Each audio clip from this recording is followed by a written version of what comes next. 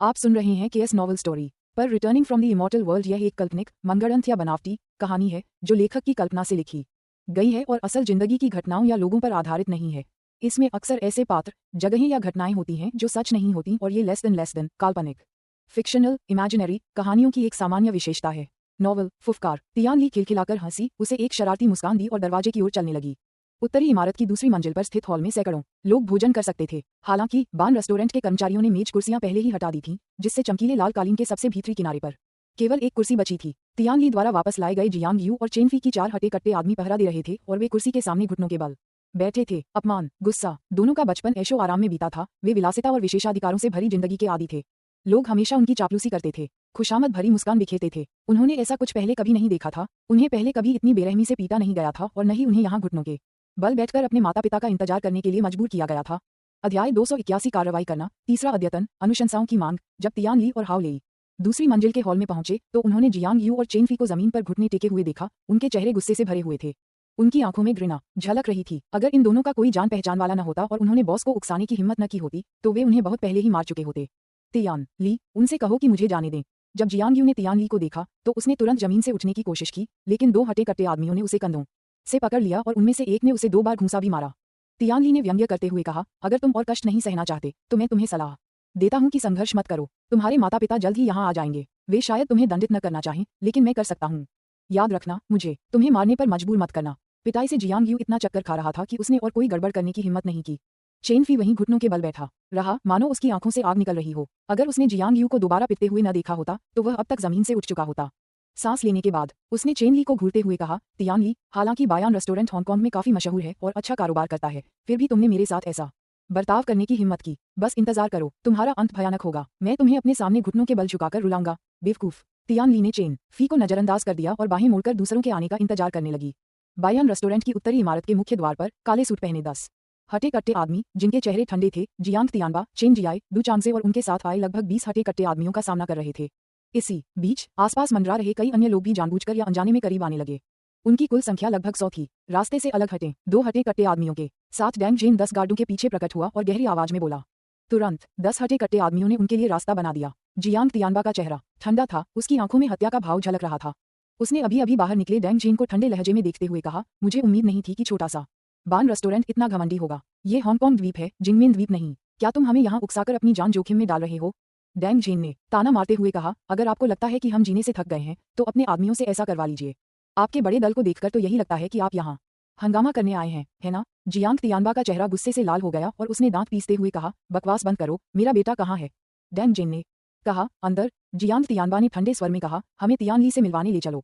Dang जेन ने शांत भाव से कहा, अगर आप अंदर आना चाहते हैं तो सुनिश्चित करें कि आपके साथ आए सभी लोग चले जाएं। जियांग तियानबा, चेन जियाई और डू चांगसे, आप तीनों में से प्रत्येक अधिकतम 2 लोगों को ही ला सकता है, अन्यथा मैं मान लूंगा कि आप पहले ही अपना कदम उठा चुके हैं। चेन जियाई आगे बढ़ा और ठंडे लहजे में बोला, हमें जानते हुए भी तुम इतना घमंड करने की हिम्मत करते हो। लगता है बयान रेस्टोरेंट को बहुत आत्मविश्वास है। मैं देखना चाहता हूं कि तुम क्या कर सकते हो, बस इतना ही। उसने अपने पीछे खड़े 2 हटे कट्टे आदमियों को सिर हिलाकर इशारा किया और अंदर जाने के लिए आगे बढ़ गया। जियांग तियानबा इस समय बयान रेस्टोरेंट के लोगों से भिड़ना नहीं चाहता था, खासकर तब जब उसका बेटा अभी भी उनके कब्जे में था। 2 हटे कट्टे आदमियों के साथ अंदर आते ही उसका गुस्सा और बढ़ गया। डू चांगसे, डू यांग और एक हटे कट्टे आदमी के साथ शांत भाव से बोला, हालांकि मेरा बेटा आपके बान रेस्टोरेंट के भरोसे नहीं है, फिर भी मैं देखना चाहता हूं कि क्या ये जगह ड्रैगन और बाघों का अड्डा है। डैंग जेन चुप रहे, मुड़े और उन्हें दूसरी मंजिल के हॉल की ओर ले गए। दरवाजा खोलते ही वे सीधे तियान ली के पास चले गए और चुप रहे। जियांग तियानबा और चेन जियाई अपने बेटे को जमीन पर घुटने टेकने के लिए मजबूर देखकर गुस्से से आग बबूला हो गए। उस पर थप्पड़ मारने के स्पष्ट निशान थे। शाबाश, सचमुच शाबाश। तियान ली, है ना? मुझे तुमसे इतनी हिम्मत की उम्मीद नहीं थी। लगता है हम इस मामले को शांति से नहीं छोड़ सकते। जियांग तियानबा ने गंभीर स्वर में कहा। तियान ली ने शांत भाव से कहा, इसका सौहार्दपूर्ण समाधान हो पाएगा या नहीं, यह आपके हाथ में नहीं है। अगर होता तो आपका बेटा आज यहाँ घुटनों के बल नहीं बैठा होता, वह एक ठंडा शव होता। तुम्हारी हिम्मत कैसे हुई? जियांग तियानबा क्रोधित होकर दहाड़ा। चेन जियाई का चेहरा भावहीन था। उन्होंने तियान ली को एक गहरी नजर से देखा, फिर अपनी निगाहें हाओ लेई की ओर घुमाई, जिनके चेहरे पर हल्की सी मुस्कान थी, और ठंडे स्वर में कहा, अध्यक्ष हाओ, क्या आप भी इसमें शामिल होने जा रहे हैं? हाओ लेई हंसते हुए बोला, अगर मैं इसमें शामिल नहीं होता तो मेरा बॉस मेरी पिटाई कर देता। मेरे पास अपने बॉस को खुश करने के अलावा कोई चारा नहीं था। चेन जियाई ने भौहें चढ़ाकर कहा, तुम्हारा बॉस? तुम्हारा मतलब है कि दाफू ज्वेलरी और बान रेस्टोरेंट का बॉस एक ही है? हाओ लेई हंसते हुए बोला, तुम तो बड़े होशियार हो। तुम्हें इतना बेवकूफ बेटा कैसे मिल गया? छी छी, कहीं ऐसा तो नहीं कि बच्चे की माँ ने तुम्हें धोखा दिया हो और यह बच्चा तुम्हारा है ही नहीं? गधे। हालांकि चेन जियाई मन ही मन हैरान था, फिर भी उसने गुस्से से चिल्लाया। हाओ लेई ने मानो चेन जियाई की चीख नहीं सुनी और मन ही मन हंसते हुए बोली, मैं गलत थी। अगर वह तुम्हारा जैविक पुत्र नहीं होता तो तुम उसे बचाने के लिए अभी दौड़कर नहीं आती। मुझे यकीन है कि तुमने और तुम्हारे बेटे ने डीएनए पितृत्व परीक्षण करवा लिया होगा। चेन जियाई ने गुस्से से हाओ लेई को घूरा, फिर अपनी निगाह तियानली की ओर घुमाई और गहरी आवाज में पूछा, अपनी शर्तें बताओ। मेरे बेटे को कैसे रिहा करोगे? तियानली ने सिर हिलाकर कहा, हम यह फैसला नहीं ले सकते। हमारे बॉस रास्ते में हैं, उनके आने पर हम इस बारे में बात करेंगे। चेन जियाई ने ठंडी आवाज में पूछा, तुम्हारा बॉस कौन है? तियानली ने व्यंग्य करते हुए कहा, जानना चाहते हो तो बस इंतजार करो। इस समय डू चांगजे के पीछे पीछे चल रहा था और जियांग यू और चेनफी की दयनीय हालत देखकर मन ही मन राहत महसूस कर रहा था। उसे इस बात की खुशी थी कि उसने तियानली को फिर से नाराज नहीं किया था, वरना यहाँ घुटने टेकने वाले वे अकेले नहीं होते। जब उनके पिता डू चांगजे अंदर आए और हाओ लेई को देखा तो उनकी भौहें तन गईं। उन्हें उम्मीद नहीं थी कि बान रेस्टोरेंट और दाफू ज्वेलरी एक ही व्यक्ति के स्वामित्व में है। वे दाफू ज्वेलरी के बारे में जानते थे, उन्होंने सुना था कि यह जौहरी अफ्रीका में बहुत प्रभावशाली है, यहाँ तक कि कुछ सोने और हीरे की खानों पर उसका एकाधिकार भी है। देखने में तो दाफू ज्वेलरी की संपत्ति कुछ अरबों में ही लगती थी, लेकिन पर्दे के पीछे छिपी उसकी संपत्ति के बारे में किसी को पता नहीं था। डू चांगजे चतुर था। तियानली और हाओ लेई के निडर रवैये और जियांग तियानबा और चेन जियाई के क्रोधित लेकिन असहाय भावों को देखकर उसने बुद्धिमानी से चुप रहना ही बेहतर समझा। उन्हें उस दिन की घटना का पूरा ज्ञान था और वे जानते थे कि उनके पास दो विकल्प हैं, आगे बढ़ना या पीछे हटना। यदि वे आगे बढ़ते तो वे जियांग तियानबा और चेन जियाई के साथ मिलकर बान रेस्टोरेंट और दाफू ज्वेलरी पर हमला कर सकते थे। यदि वे पीछे हटते तो वे केवल माफी मांगकर सुलह कर सकते थे। उनके बेटे की पिटाई हुई थी, इसलिए वे चुपचाप सहने के अलावा कुछ नहीं कर सकते थे। 12 मिनट बाद तांग शियू, मो अवेन, मो अवू और झांग शिन्या के साथ हांगकांग द्वीप पर स्थित बयान रेस्टोरेंट पहुंचे। वहां मौजूद 10 गार्डों ने तांग शियू को नहीं पहचाना, लेकिन मो अवेन और मो अवू को पहचान लिया। सभी ने उन्हें प्रणाम किया और सीधे अंदर जाने दिया। तियान ली कहाँ है? तांग शियू ने एक गार्ड की ओर देखा और गहरी आवाज में पूछा। गार्ड ने मो अवेन और मो अवेन की ओर देखा, ये समझते हुए कि उनके सामने खड़ा व्यक्ति उनका नया बॉस होना चाहिए, और जल्दी से कहा, वह दूसरी मंजिल के हॉल में है। तांग शियू ने सिर हिलाया, सीढ़ियों से ऊपर गया और अंदर मौजूद कुछ हटे कट्टे आदमियों के मार्गदर्शन में एक गलियारे में पहुंचा। उसने चारों ओर का नजारा देखा, फिर जियांग तियानबा और अन्य लोगों को पीछे छोड़ते हुए तियान ली और हाओ लेई के बीच वाली कुर्सी पर बैठ गया। क्या आप बान रेस्टोरेंट और दाफू ज्वेलरी के मालिक हैं? चेन जियाई ने ठंडे स्वर में तांग शियू को परखा और गंभीर स्वर में पूछा। उसने तांग शियू को पहले कभी नहीं देखा था, जिससे उसे मन ही मन राहत मिली, क्योंकि उसका मानना था कि तांग शियू हांगकांग की उन शक्तिशाली ताकतों में से एक नहीं था जिन्हें नाराज करना वह बर्दाश्त नहीं कर सकता था। तांग शियू ने अपनी जेब से सिगरेट निकाली, उसे जलाया, एक कश लिया, उसे अनसुना किया और अपने साथ आई झांग शिन्या की ओर मुड़कर पूछा, क्या आप दूसरे कमरे में इंतजार करना चाहती हैं? बात का माहौल शायद आपके लिए ठीक न हो। चिंता मत कीजिए, बान रेस्टोरेंट का खाना पीना बढ़िया है और आपको पसंद आएगा। तांग शियू के साथ यहाँ आने के बाद झांग शिन्या ने कभी नहीं सोचा था कि उसे ऐसा दृश्य देखना पड़ेगा। उसने यहाँ मौजूद कई लोगों को पहचान लिया, जैसे जियांग तियानबा, चेन जियाई, डू चांगजे और यहाँ तक कि तियान ली और हाओ लेई भी। जहाँ तक वहाँ घुटनों के बल बैठे जियांग यू और चेनफी की बात है तो वह उनके बिगड़े हुए स्वभाव से और भी ज्यादा वाकिफ थी। मैं आपके लिए इंतजार करूंगा, ये याद करते हुए कि तांग शियू ने पहले उसकी मदद की थी, झांग शिन्या ने सीधे बात की। तांग शियू ने सिर हिलाया, उसे इस बात की परवाह नहीं थी कि झांग शिन्या रुके या नहीं। फिर वह जियांग तियानबा, चेन जियाई, डू चांगजे और अन्य लोगों की ओर मुड़ा और एक तरफ घुटनों के बल बैठे जियांग यू और चेनफी की ओर इशारा करते हुए पूछा, इनके माता पिता कौन हैं? आगे आओ। जियांग तियानबा और चेन जियाई ने एक ही समय में 2 कदम आगे बढ़ाए और ठंडेपन से तांग शियू को घूरने लगे। तांग शियू ने सिर हिलाते हुए कहा, मुझे विश्वास है कि आप इस मामले के कारण और परिणाम को पहले से ही जानते हैं। मैं इसे दोबारा दोहराना नहीं चाहता, आपको इसका समाधान बताना चाहिए। जियांग तियानबा ने ताना मारते हुए कहा, हमें पूरी कहानी पता है। भले ही मेरे बेटे ने गलती से अपनी कार से तुम्हें टक्कर मार दी हो, लेकिन तुमने हद पार कर दी है। मेरे बेटे को रिहा करो और हमें स्पष्टीकरण दो, वरना इस मामले का अंजाम बुरा होगा। चेन जियाई ने जोर से सिर हिलाया और ठंडे लहजे में कहा, मेरे बेटे को अनुशासित करने का अधिकार केवल मुझे है। जिसने भी मेरे बेटे पर हाथ उठाया है उसके हाथ तोड़ दिए जाएंगे और उसे मुझसे माफी मांगनी होगी। तांग शियू ने अपना सिर घुमाया और शांत भाव से कहा, उसके बेटे के हाथ तोड़ दो। खटखट। चेनफी के बगल में खड़े 2 हटे कट्टे आदमी अत्यंत तेजी से आगे बढ़े। जैसे ही उन्होंने चेनफी के कंधों पर दबाव डाला, उनके दूसरे मुंह के उसकी कलाई पर जोर से लगे। इस जबरदस्त प्रहार से चेनफी की दोनों कलाई टूट गईं। कमीने, क्रोधित होकर चेन जियाई ने चेनफी पर हमला करने के लिए अपना पैर उठाया। कदम पीछे खींचना। चेनफी के बगल में खड़ा एक हट्टा कट्टा आदमी तुरंत एक तेज धार वाला खंजर निकालकर चेनफी की गर्दन पर रख दिया। उसकी आंखों में निर्मम भय था, अगर चेन जियाई ने दोबारा आगे बढ़ने की हिम्मत की तो वह बिना किसी झिझक के चेनफी का गला काट देगा। चेन जियाई की सांस अटक गई और वह तुरंत अपनी जगह पर रुक गया। उसके पीछे जियांग तियानबा की आंखों में भय की चमक थी। उसने कभी नहीं सोचा था कि तांग शियू इतनी कम उम्र में इतना अहंकारी और निर्दयी होगा। चेन जियाई के एक ही वाक्य से चेनफी की कलाई टूट गई थी। अचानक उन्हें इस बात की दबी हुई राहत थी कि उन्होंने वे शब्द नहीं कहे, वरना शायद अब तक उनके बेटे के दोनों हाथ टूट चुके होते। अध्याय 282 निर्मम नरसंहार। चेन जियाई क्रोध से हंसा, उसकी खूनी निगाहें तांग शियू पर टिकी थीं। उसने तांग शियू को अंगूठा दिखाते हुए कहा, शाबाश, सचमुच शाबाश। इतने सालों में किसी ने भी मुझे इस तरह अपमानित करने की हिम्मत नहीं की। अगर तुम इतने काबिल हो तो मेरे बेटे की आड़ में मुझे धमकाने की कोशिश मत करना। तांग शियू उदासीन रहा और शांत भाव से बोला, उन्हें रिहा कर दो। हाँ। 4 हटे कट्टे आदमियों ने चेनफी और जियांग यू को उठाया और उन्हें चेन जियाई की ओर फेंक दिया। आ 2 चीखों के साथ चेनफी और जियांग यू अपने आदमियों के पीछे छिपने के लिए भागे। उनकी निगाहें जो अब गुस्से से भरी हुई थीं, तांग शियू पर टिकी हुई थीं। चेन जियाई ने गहरी आवाज में कहा, चलो चलते हैं। इंतजार, तांग शियू ने ताना मारते हुए कहा, क्या बान रेस्टोरेंट ऐसी जगह है जहां आप अपनी मर्जी से आ जा सकते हैं? अगर आज आपने मुझे कोई स्पष्टीकरण नहीं दिया तो आप में से कोई भी यहाँ से नहीं जा पाएगा। जियांग तियानबा ने 2 कदम आगे बढ़कर व्यंग्यपूर्वक कहा, क्या सिर्फ इसलिए कि यह तुम्हारा इलाका है तुम्हें लगता है कि तुम हमारे लिए मुश्किलें खड़ी कर सकते हो? यकीन मानो मैं एक फोन कॉल कर सकता हूं और तुम्हारा बयान रेस्टोरेंट आधे दिन के भीतर ध्वस्त हो जाएगा। तांग शियू ने उन्हें अंदर आने का इशारा किया और शांत भाव से कहा, अगर आप में क्षमता है तो बेझिझक कोशिश कीजिए। अभी जब मैं अंदर आया तो मैंने देखा कि आपके काफी लोग बाहर खड़े थे, है ना? उन सबको अंदर बुला लीजिए, मैं देखना चाहता हूं कि आप में कितनी शक्ति है। जियांग तियानबा और चेन जियाई ने एक दूसरे की ओर देखा और सहमति में सिर हिलाया, फिर तुरंत अपने बगल में खड़े हटे कट्टे आदमियों को आदेश दे दिए। कुछ ही मिनटों में 200 हटे कट्टे आदमी बयान रेस्टोरेंट में घुस गए। अब जियांग तियानबा और चेन जियाई ने राहत की सांस ली। उनका बेटा सुरक्षित था और उनके सभी आदमी आ चुके थे। उन्हें पूरा विश्वास था कि एक ही आदेश से बयान रेस्टोरेंट के दर्जनों लोगों की जमकर पिटाई हो जाएगी। इसके अलावा उनके आदमियों के पास कई बंदूकें थीं।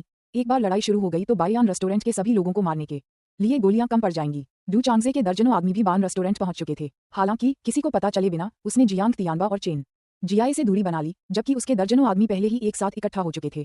कुछ तो गड़बड़ है। डू चांगजे हमेशा सतर्क रहता था। उसने गौर से देखा कि तांग शियू, तियान ली और हाओ लेई में से किसी के चेहरे पर डर का कोई निशान नहीं था, बल्कि उनके तिरस्कारपूर्ण भावों ने उसे मन ही मन आशंकित कर दिया। इसके अलावा जब उसकी नजर हॉल में मौजूद दर्जनों हटे कट्टे आदमियों पर पड़ी तो वह ये देखकर आश्चर्यचकित रह गया कि ये आदमी न केवल डर नहीं दिखा रहे थे बल्कि उनमें लड़ने का जज्बा भी झलक रहा था। यह सही है, ये सब जुझारू भावना के बारे में है। 34 लोग बनाम 1 या 200। पल भर में डू चांगजे ने अनुमान लगाया कि बान रेस्टोरेंट के पास निश्चित रूप से एक बैकअप प्लान होगा और वह प्लान शायद सरल नहीं होगा। हमें जल्दबाजी में कोई कदम नहीं उठाना चाहिए, उसने मन बना लिया और 2 कदम पीछे हट गया। तांग शियू के बगल में खड़ी झांग शिन्या ने पहले कभी ऐसा दृश्य नहीं देखा था। उसके चेहरे पर हैरानी के भाव थे और उसने आधा कदम पीछे हटकर तांग शियू का कंधा पकड़ लिया। तांग शियू ने अपने हाथ के पिछले हिस्से पर थपथपाया, जियांग तियानबा और चेन जियाई की ओर देखा और शांत भाव से कहा, मैं तुम्हें एक आखिरी मौका दे रही हूँ। अगर तुम इसे नहीं भुनाते तो शायद ये तुम्हारे जीवन का सबसे अफसोसजनक फैसला साबित होगा। हा, जियांग तियानबा जोर से हंसा, मैंने अपने जीवन में बहुत से मूर्ख देखे हैं लेकिन तुमसे ज्यादा मूर्ख कोई नहीं। क्या तुम वर्तमान स्थिति नहीं देख सकते? अगर हम चाहें तो तुम सबको मारना बहुत आसान होगा। चेन जियाई ने ताना मारते हुए कहा, बिल्कुल सही। तुमने पहले दोनों बच्चों का इस्तेमाल हमें यहाँ आने का जोखिम उठाने पर मजबूर करने के लिए किया था, लेकिन अब तुम्हारे पास भरोसा करने के लिए क्या बचा है? जब दोनों आदमी बात कर रहे थे तभी उनके मातहतों ने अपनी पिस्तौलें और चाकू निकाल लिए और तांग शियू और उसके साथियों को धमकी भरी निगाहों से घूरने लगे। वे अपने बॉस के आदेश पर तुरंत कार्रवाई करेंगे। ताली बजाओ, ताली बजाओ, ताली बजाओ। तांग शियू ने ताली बजाई और हंसते हुए कहा, बुरा नहीं, सराहनीय साहस। यहाँ एक और है ना? मुझे लगता है कि वह डू चांगजे है, डुकांग वाइनरी का मालिक। और आपका क्या फैसला है? डू चांगजे कुछ पल चुप रहे, फिर अचानक मुस्कुराते हुए बोले, मेरे बेटे की पिटाई हुई है, इसलिए स्वाभाविक रूप से मैं चुपचाप नहीं बैठ सकता। खैर, आप पहले अपने मामले निपटा लीजिए, उसके बाद मैं आपसे हमारे व्यवसाय के बारे में बात करूंगा। ये कहते हुए कि उसने अपनी बाहों को आपस में जोड़ा और उदासीनता का भाव अपनाते हुए अपने दर्जनों आदमियों को 10 मीटर से अधिक पीछे ले गया। डू चांगजे, वह जिसका उपनाम डू है, जियांग तियानबा और चेन जियाई बेहद गुस्से में थे। उन्हें कभी उम्मीद नहीं थी कि डू चांगजे अपना पद छोड़कर तांग शियू की परीक्षा लेने के लिए उन्हें भेजेंगे। तांग शियू हंसते हुए बोला, उन दोनों बेवकूफों के मुकाबले तुम तो वाकई काफी समझदार हो। जियांग तियानबा और चेन जियाई, है ना? चूंकि तुम खेलना चाहते हो तो मैं भी खेल लेता हूँ। उन चारों को छोड़कर बाकी सबको मार डालो। जैसे ही उसने बोलना समाप्त किया, 4 लोग चेन जियाई और जियांग तियानबा की ओर दौड़े। सबसे पहले हमला करने वाले तियान ली और हाओ लेई, साथ ही मो अवेन और मो अवेन थे। वे बेहद तेज थे और पलक झपकते ही 10 मीटर से अधिक की दूरी तय कर ली। Puff puff puff puff. चारों हमलावरों के आक्रमण के दौरान तेज धार वाले खंजरों ने चेन जियाई और जियांग तियानबा के कंधों को भेद दिया। पलक झपकते ही तियान ली और हाओ लेई ने उन्हें पकड़ लिया और तेजी से पीछे हटने पर मजबूर कर दिया। हालांकि मो अवेन और मो अवू ने बड़ी फुर्ती से हमला किया। उनके तेज खंजर चमकते हुए आगे चल रहे हमलावरों की कलाइयों को सटीक रूप से काट डाला और उनके हथियार जमीन पर गिर पड़े। मारना, बायान रेस्टोरेंट के हटे कट्टे आदमी, जिनकी संख्या दसियों मीटर थी, पल भर में चारों ओर से टूट पड़े। वे सभी धारदार खंजरों से लैस थे और सैकड़ों दुश्मनों के बीच ऐसे टूट पड़े जैसे भीड़ों के बीच शेर। उनकी निगाहें तेज थीं, उन्होंने तुरंत ही हथियारबंद आदमियों को पहचान लिया और उन पर झपट पड़े। कुछ सशस्त्र दुश्मन, क्योंकि वे पीछे की ओर तैनात थे, अपने साथियों को तेजी से पकड़ लेते थे और गोलियों से बचाव के लिए उनके शरीर को ढाल के रूप में इस्तेमाल करते थे। बैंग बैंग, गोलियों की आवाज गूंजी, जिसके बाद दर्दनाक चीखें सुनाई दी। तांग शियू शांत भाव से बैठा था, जबकि उसके बगल में बैठी झांग शिन्या का चेहरा पीला पड़ गया था। उसकी आंखों में भय भरा था और उसने तांग शियू के कंधों को कसकर पकड़ रखा था। उनके दोनों ओर तियान ली और हाओ लेई, जियांग तियानबा और चेन जियाई की गर्दन के पीछे से उन्हें जकड़े हुए थे और उनके गले पर धारदार खंजर रखे हुए थे। दर्दनाक चीखों के बीच एक तरफा लड़ाई छिड़ी रही। खून के छींटे उड़ रहे थे, गोलियां चारों दिशाओं में चल रही थीं। जियांग तियानबा और चेन जियाई के सैकड़ों आदमियों को कंबाइन हार्वेस्टर ने गेहूं के डंठलों की तरह काट डाला। महज आधे मिनट में 20 से अधिक सशस्त्र लोग मारे गए और बाकी बचे लोगों को भारी नुकसान हुआ। पफ पफ, इस निर्मम नरसंहार ने जियांग तियानबा और चेन जियाई को भयभीत कर दिया। वे भयावह दृश्य को देखते रह गए, उनके दिल तेजी से धड़क रहे थे। वह कैसे संभव है? अपने कंधों पर खून से लथपथ घावों के दर्द को दबाते हुए जियांग तियानबा ठंड से कांपते शरीर के साथ खुद से बुदबुदाया। इस समय वह भयभीत था, सहमा हुआ था। उसने कभी सपने में भी नहीं सोचा था कि बान रेस्टोरेंट के दर्जनों सुरक्षा गार्ड इतने ताकतवर होंगे। उनके गुंडे भी कमजोर नहीं थे, उनके लिए लड़ना आम बात थी और उनमें से कोई भी आसानी से 2-3 आदमियों से लड़ सकता था। फिर भी बान रेस्टोरेंट के सुरक्षा गार्डों के सामने वे अपना बचाव भी नहीं कर पा रहे थे। आखिर ये लोग कौन हैं? उनके पास इतनी असाधारण युद्ध क्षमता कैसे हो सकती थी? वे इतने निर्दयी कैसे हो सकते थे? बहुत दूर डुकांग वाइनरी के मालिक डू चांगजे भी अपने सामने का दृश्य देखकर स्तब्ध रह गए। उनकी आंखें अविश्वास से चौड़ी हो गईं और जैसे ही वे पीछे की ओर लड़खड़ाए, उनके चेहरे पर भय के भाव छा गए। उन्हें इसकी उम्मीद नहीं थी। अप्रत्याशित रूप से तांग शियू इतना दबंग था कि बिना सोचे समझे हत्याओं का आदेश दे देता था। उसके सैनिक लगभग अलौकिक शक्ति से संपन्न थे। उनमें से प्रत्येक के पास असाधारण युद्ध कौशल था, यहाँ तक कि आग्नेयास्त्र भी उनके लिए कोई खतरा नहीं थे। हालात बिगड़ गए हैं, डू चांगजे ने मुश्किल से अपनी बात कही, फिर बगल में खड़े अपने बेटे की ओर मुड़ा जो हक्का बक्का और पीला पड़ा हुआ था। उसे घूरकर देखा और फिर युद्ध के मैदान की ओर वापस देखने लगा। 2 मिनट बाद जियांग तियानबा और चेन जियाई के आदमियों में से केवल 30 ही जीवित बचे थे। भय से भरे चेहरों वाले ये लोग हॉल के दरवाजे की ओर दौड़े, जबकि बाकी लोग इस भयावह स्थिति से बच निकले। तांग शियू के अधीनस्थों में से केवल एक की मृत्यु हुई और 1 दर्जन से अधिक घायल हो गए। तथापि इसी क्षण मो अवेन और मोरवू 4 हटे कट्टे आदमियों के साथ हॉल के दरवाजे पर खड़े हो गए। उनके हाथों में खंजर थे और वे ठंडे दिमाग से उनकी ओर दौड़ते हुए 30 से अधिक आदमियों को घूर रहे थे। मारना। 6 आकृतियां उग्रता से आगे बढ़ीं। रुको, तुम सब रुक जाओ। जियांग तियानबा भयभीत हो गया। उसका चेहरा भय से भरा हुआ था और वह दहाड़ रहा था। तांग शियू के चेहरे पर एक ठंडी मुस्कान आ गई और उसने तियान ली की ओर हाथ हिलाया। तुरंत ही तियान ली ने गहरी आवाज में चिल्लाकर कहा, रुको। जब वे बात कर रहे थे, उन 30 से अधिक हटे कट्टे आदमियों में से लगभग 10 और मारे गए। लड़ाई रुकने पर तांग शियू ने सिगरेट का टुकड़ा फेंका, जो दीवार के कोने में 12 मीटर दूर रखे गमले में जा गिरा। फिर उसने धीरे से झांग शिन्या के हाथों को अपने कंधों से हटाया और धीरे धीरे खड़ा हो गया। डरा हुआ तांग शियू जियांग तियानबा के सामने खड़ी हो गई और उसने हल्की मुस्कान के साथ पूछा। जियांग तियानबा कांपते हुए दहाड़ा, तुम मर चुके हो। तुम सचमुच मर चुके हो। तुमने इतने लोगों को मार डाला है। क्या तुम्हें कानून का डर नहीं है? कानून?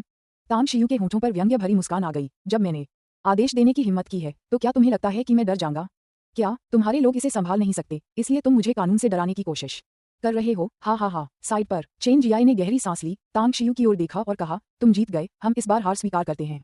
अपनी शर्तें बताओ, हम इस मामले को आज कैसे सुलझा सकते हैं? तांग शियू ने चेन जियाई की ओर एक नजर डाली, नापसंदगी जताते हुए अपनी जीभ चटकाई, फिर चारों ओर घिरे हुए लगभग 20 हटे कट्टे आदमियों की ओर मुड़ा। वह उनकी ओर बढ़ा और बोला, तुम बदकिस्मत हो कि एक मूर्ख मालिक के लिए काम कर रहे हो, लेकिन मैं एक दयालु इंसान हूँ और मैं तुम्हें जीने का एक मौका दे सकता हूँ। मुझे आश्चर्य है, क्या तुम इसे स्वीकार करने को तैयार हो? चाहना। लगभग 20 हटे कट्टे आदमी अब डर से कांप रहे थे और जल्दी जल्दी सिर हिला रहे थे। वे भी डरे हुए थे, उनके भीतर एक गहरा खौफ पनप रहा था।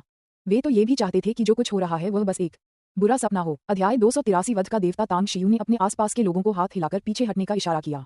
फिर उसने अपने हाथ पैर थोड़े फैलाए और मुस्कुराते हुए कहा, काफी समय हो गया है जब मैंने अपने हाथ पैर फैलाए थे।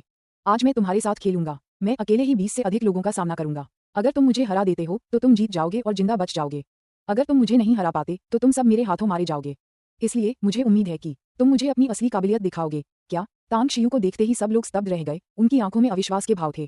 तांग शियू ने जियांग तियानबा और चेन जियाई की ओर इशारा किया, जिनकी गर्दनें चाकुओं से जकड़ी हुई थीं, और फिर से कहा, मुझे मार डालो और मैं गारंटी देता हूं कि मेरे अधीनस्थ अब तुम्हारे लिए कोई परेशानी खड़ी नहीं करेंगे। तुम्हारा बॉस भी सुरक्षित रहेगा। अपनी दौलत और ताकत के बल पर वे भविष्य में तुम्हारे साथ बुरा बर्ताव नहीं करेंगे। चलो, ये तुम्हारा मौका है। देखते हैं कि तुम इसे भुना पाते हो या नहीं। लालची, ये तो मानवीय स्वभाव है। अस्तित्व वृत्ति, ये लोगों की क्षमता को बेहतर ढंग से उजागर कर सकता है। 24 हटे कट्टे आदमियों ने एक दूसरे की ओर जल्दी से नजरें मिलाईं और सहमति में सिर हिलाया। वे सचमुच एक मुश्किल स्थिति में फंस गए थे। इसके बाद होने वाली लड़ाई मौत की लड़ाई में बदल गई थी। बेहतर 24 आदमी भूखे भेड़ियों की तरह तांग शियू पर टूट पड़े। उनके मुंह के, जिनमें से प्रत्येक खाना पकाने के बर्तन के आकार का था, एक जोरदार आवाज के साथ नीचे गिरे, मानो वे तांग शियू को कुचलकर मार डालना चाहते हों। फक फक करना, पीछे हटने के बजाय तांग शियू आगे बढ़ा। उसने अपने दाहिने पैर से चाबुक की तरह वार करते हुए एक हटे कट्टे आदमी की मुट्ठी चकनाचूर कर दी, जिसका हाथ टकराकर पास ही खड़े एक दूसरे आदमी से जा टकराया। वह आदमी लड़खड़ाकर दूसरों की ओर गिर पड़ा। Bang bang. तांग शियू की गति अत्यंत तीव्र थी, अपने शत्रुओं से कम कई गुना अधिक। पलक झपकते ही उसने 5 लात मारी और 7-8 घूंसे चलाए। हड्डियों के टूटने की आवाज के साथ 7-8 तगड़े आदमी चीखते हुए पीछे की ओर गिर पड़े। इस समय तांग शियू ने झपट्टा मारा, उसकी मुठियां उंगलियों में बदल गईं। उसने हमले के दौरान दोनों आदमियों के गले को सटीक रूप से पकड़ लिया और उन्हें तुरंत कुचल दिया। वध, एक तरफा नरसंहार। तांग शियू एक भयंकर बाघ की तरह कोमल भेड़ों के झुंड पर झपट रहा था। उसके हर वार से दुश्मन या तो मारा जाता था या बुरी तरह घायल हो जाता था। पूरे हॉल में तांग शियू के इस विनाशकारी हमले को देखकर सभी अविश्वास से घूर रहे थे, यहाँ तक कि बेहद शक्तिशाली तियान ली और हाओ ले भी। उनकी ताकत अनगिनत लड़ाइयों और बचपन से किए गए कठोर प्रशिक्षण का परिणाम थी। लेकिन तांग शियू तो ज्यादा से ज्यादा 20 साल का ही था, है ना? 20 वर्ष की आयु का एक युवक इतना सक्षम हो सकता है, ये बात उनकी अपेक्षाओं से कहीं अधिक थी। तीखा, तियान ली ने पूरी ईमानदारी से कहा। इस समय हाओ ले का चेहरा भी बेहद गंभीर था। उसने गहरी आवाज में कहा, मालिक बहुत ताकतवर है, अगर आमने सामने की लड़ाई हो तो वो मुझे 3 ही चालों में मार सकता है। तियान ली ने मुड़कर उसकी ओर देखा, उसके होठों पर हल्की सी मुस्कान थी और उसने कहा, यह मत भूलो कि बॉस कौन है। मुझे लगता है कि बॉस ने इन चींटियों को मारने के लिए अपनी पूरी ताकत का इस्तेमाल भी नहीं किया होगा। हाओ लेई को राहत महसूस हुई और उसने व्यंग्यात्मक मुस्कान के साथ कहा, ये सच है, बॉस की तुलना आम लोगों से कैसे की जा सकती है। अगर यह जूनियर बॉस होता तो वह शायद इन 20-25 लोगों को पलक झपकते ही मार डालता। अब वे दोनों उस अवसर को हथियाने के लिए और भी उत्सुक थे। एक बार जब उन्हें वह अवसर मिल जाता और वे सर्वोच्च दिव्य कौशल को विकसित करने की विधि सीख लेते तो वे मछली की तरह ड्रैगन द्वार को पार कर जाते और उनका ड्रैगन और फीनिक्स में रूपांतरण बस कुछ ही पलों में हो जाता। बायान रेस्टोरेंट के लोगों के विपरीत जियांग तियानबा, चेन जियाई, जियांग यू और चेन फी सभी भयभीत थे। वे जानते थे कि उनका अंत निश्चित है क्योंकि तांग शियू और बायान रेस्टोरेंट के सुरक्षा गार्ड सरासर अमानवीय थे। वे न केवल बेहद शक्तिशाली थे बल्कि निर्दयी भी थे। इस मौजूदा घातक स्थिति ने उन्हें यह एहसास दिला दिया कि शायद उनकी जिंदगी भी खत्म होने वाली है। खेद, उन्हें इसका पछतावा हुआ। अगर उन्हें पता होता कि तांग शियू इतना खूंखार है, अगर उन्हें पता होता कि बान रेस्टोरेंट के लोग कितने शक्तिशाली हैं, तो वे तांग शियू या बान रेस्टोरेंट के लोगों को उकसाने की हिम्मत नहीं करते, चाहे उनके पास 1000 जिंदगियां ही क्यों न हों। ऊपर स्वर्ग, नीचे धरती, अगर आज मेरी मृत्यु नहीं हुई तो मैं उस बागी बेटे का गला अपने हाथों से घोंट दूंगा। चेन जियाई ने धीरे धीरे अपनी आंखें बंद कर लीं और बुदबुदाया, हो गया। अंतिम भारी हथियारों से लैस व्यक्ति को स्वयं मार गिराने के बाद तांग शियू ने अपने हाथों से खून झाड़ा और जियांग तियानबा और चेन जियाई की ओर देखा। फिर उसकी निगाहें उनसे हटकर जियांग यू और चेन फी पर टिक गईं। क्या तुम दोनों अब भी घमंडी रवैया अपना रहे हो? तांग शियू ने हल्की मुस्कान के साथ पूछा। जियांग यू और चेन फी डर से जमीन पर जमे पड़े थे। ये हांगकांग के बिगड़े हुए बच्चे थे जो आमतौर पर घमंडी और उद्दंड होते थे, लेकिन अब जमीन पर सैकड़ों लोगों को मृत पड़ा देखकर वे भयभीत हो गए थे और अब उनमें घमंड करने की हिम्मत नहीं बची थी।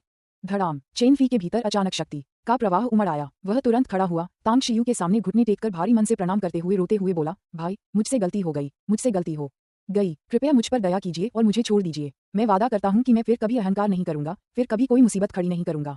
मैं भविष्य में जब भी आपको देखूंगा जितनी जल्दी हो सके भाग जाऊंगा। कृपया कृपया मुझे मत मारिए। जियांग यू एक पल के लिए स्तब्ध रह गया और चेन फी की तरह वह फूट फूट कर रोने लगा और दया की भीख मांगने के लिए घुटनों के बल बैठ गया। तांग शियू ने अपना सिर हिलाया। वह अच्छी तरह जानता था कि बचपन से ही लाड़ प्यार में पले बड़े ये बिगड़े हुए बच्चे कैसे होते हैं। ये लोग कमजोरों को धमकाते थे और ताकतवरों से डरते थे।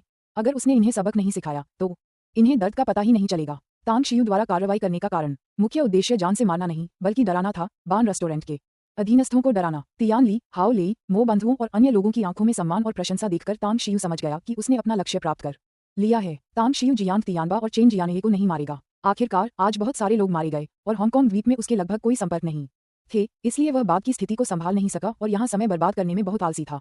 कुर्सी पर लौटते हुए तांग शियू ने झांग शिन्या की ओर देखा, जिसका चेहरा कागज की तरह पीला पड़ गया था और डर से भरा हुआ था, और हल्की मुस्कान के साथ कहा, क्या तुम डर गई हो? झांग शिन्या ने आधा कदम पीछे हटकर बिना कुछ कहे अपना सिर नीचे कर लिया। तांग शियू ने सिर हिलाते हुए शांत भाव से कहा, मैंने तुम्हें जाने के लिए कहा था, लेकिन तुम इतने वफादार थे कि गए ही नहीं। अब जब तुम ये स्थिति देख रहे हो तो शायद तुम्हें इसकी आदत नहीं है। मैं किसी को भेजकर तुम्हें वापस ले आऊंगा। झांग शिन्या ने धीरे से अपना सिर उठाया और उसकी निगाहें तांग शियू के चेहरे पर पड़ीं। कुछ पल की चुप्पी के बाद उसने कहा, तांग शियू, हत्या करना गलत है। तांग शियू ने पीछे मुड़कर जमीन पर बिखरी लाशों की ओर इशारा करते हुए कहा, ये लोग मरने के लायक ही थे। अगर मैं इतनी ताकतवर न होती तो आज इनकी जगह मैं मरी होती। मुझे डर है कि तुम भी इसमें फंस जाते। यह मत कहो कि यह शांति का दौर है। चाहे कुछ भी हो जाए, जंगल का कानून ही जीने का नियम है। अब से मैं जो रास्ता अपनाऊंगी वह आम लोगों से अलग होगा। मुझे आम मानकों से मत आंकना। झांग शिन्या ने अपना मुंह खोला, लेकिन उसे समझ नहीं आ रहा था कि क्या कहे। तांग शियू ने कहा, मैं किसी को तुम्हें वापस लाने के लिए भेजूंगा। मुझे नहीं लगता कि आज रात तुम्हें खाने की भूख होगी। आज की चिंता छोड़ो, वापस जाओ और चैन की नींद सो। कल एक नया दिन है। झांग शिन्या कुछ देर चुप रही, फिर चुपचाप सिर हिलाया। तब तांग शियू अपनी कुर्सी पर वापस बैठ गया। एक हटे कट्टे आदमी से एक साफ तौलिया लिया, अपना चेहरा और हाथ पोंछे और फिर पीले पड़े चेहरों वाले जियांग तियानबा और चेन जियाई की ओर देखकर मुस्कुराया, तुम दोनों क्या कुछ और कहना चाहते हो? चेन जियाने चुप रहे। जियांग तियानबा ने गहरी आह भरते हुए कहा, जीतने वाला राजा होता है, हारने वाला डाकू। हम हार गए और हम अपनी हार स्वीकार करते हैं। अगर तुम मारना चाहते हो तो हम सबको मार डालो। तांग शियू ने अंगूठा ऊपर करके कहा, बुरा नहीं है, तुममें आत्म जागरूकता की अच्छी समझ है। ये जानते हुए भी कि आज तुम्हारा अंत निश्चित है, मरने से पहले तुम कुछ साहस दिखाना चाहते हो, यह अच्छी बात है। लेकिन मैं तुम्हें ऐसा करने नहीं दूंगा। कभी कभी मरने की इच्छा रखना भी मुश्किल होता है। जियांग तियानबा को रीढ़ की हड्डी में सिहरन महसूस हुई और उसने गहरी आवाज में कहा, तुम्हें और क्या चाहिए? तांग शियू ने कहा, कुछ नहीं, मैं तुम्हें रिहा करने जा रहा हूँ। जारी किया। जियांग तियानबा स्तब्ध रह गया, उसकी आंखों में अविश्वास झलक रहा था। यहाँ तक कि चेन जियाई भी तांग शियू को अविश्वास भरी निगाहों से देख रहा था, सोच रहा था कि कहीं उसने कुछ गलत तो नहीं सुन लिया।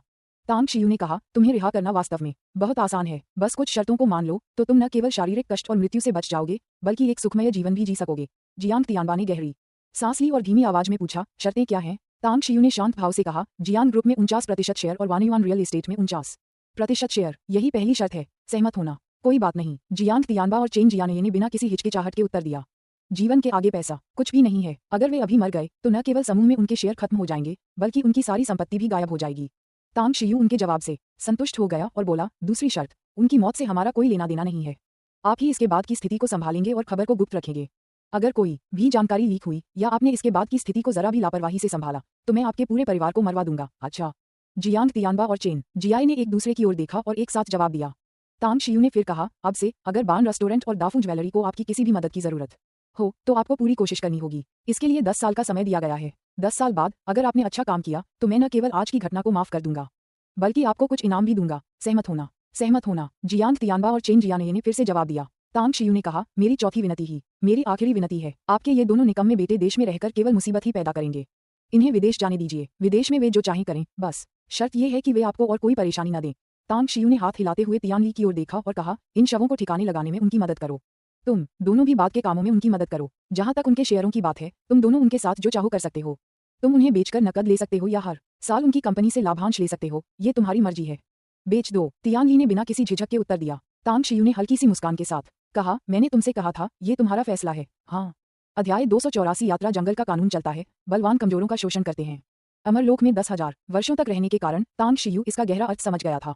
यद्यपि अब वह युग नहीं रहा था जब जो मेरी आज्ञा मानते हैं वे समृद्ध होते हैं, जो मेरा विरोध करते हैं वे नष्ट हो जाते हैं। फिर भी मैं दूसरों को तब तक नाराज नहीं करूंगा जब तक वे मुझे नाराज न करें, और यदि वे मुझे नाराज करते हैं तो मैं प्रतिशोध लूंगा की भावना अभी भी आवश्यक थी। वह कोई निर्मम कसाई नहीं था, लेकिन उसने उन हटे कट्टे आदमियों को बेरहमी से मार डाला। पहली बात तो ये कि अगर वह उन्हें नहीं मारता तो शायद आज उसकी खुद की मौत हो चुकी होती।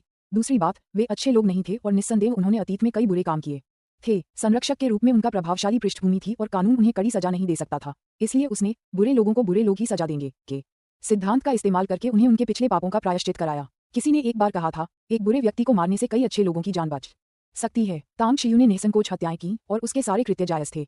उसकी नजर में अच्छे लोगों का जीवन अनमोल था जबकि बुरे लोगों का जीवन व्यर्थ था। लेकिन आज रात उन्हें एक दिलचस्प बात पता चली।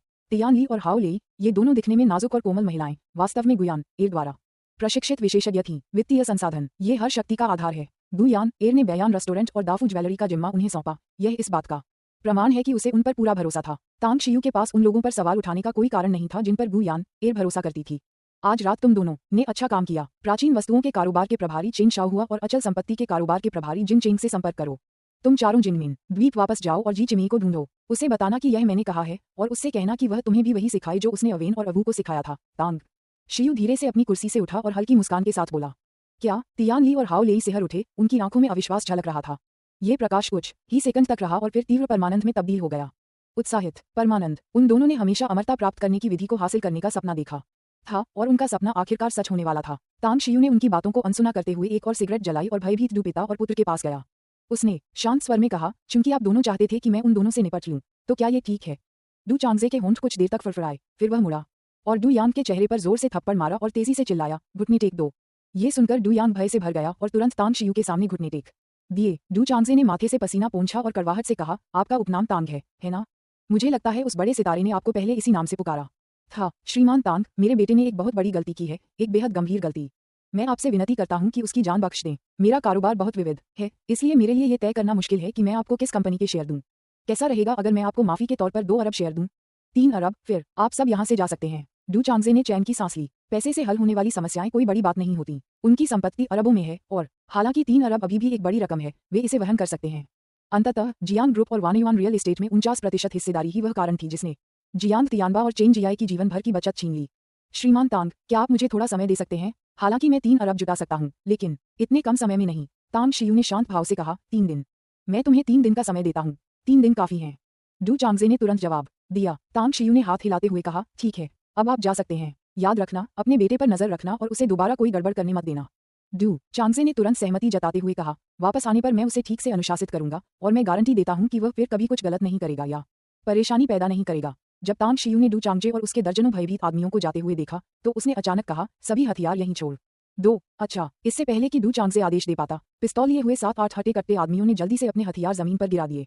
उनकी नजर में तांग शियू एक साक्षात राक्षस, एक निर्दयी हत्यारा था। अगर उन्होंने उसकी बात नहीं मानी तो उन्हें डर था कि वे बयान रेस्टोरेंट से जिंदा नहीं निकल पाएंगे। कुछ मिनट बाद तांग शियू मो भाइयों को बान रेस्टोरेंट से दूर ले गया और हमा में बैठकर 13 रिपल्स बे रोड की ओर वापस चल पड़ा।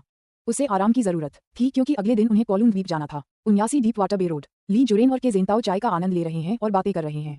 मालिक, तारांकन अजीब से भावों के साथ ली जुरेन के पास पहुंचा। ली जुरेन ने भौहें चढ़ाकर पूछा, जांच के क्या परिणाम निकले?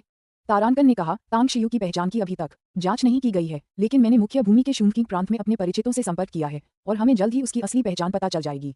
हालांकि बयान रेस्टोरेंट में कुछ गड़बड़ हुई है। जांच के अनुसार तांग शियू का जियांग समूह के सबसे बड़े बेटे जियांग यू वानयुआन रियल एस्टेट के उत्तराधिकारी चेनफी डुकंग वाइनरी के युवा मालिक डुयांग और कांगेयोंग इलेक्ट्रिक अप्लायंसेस के क्यू चांगशिंग के साथ विवाद था।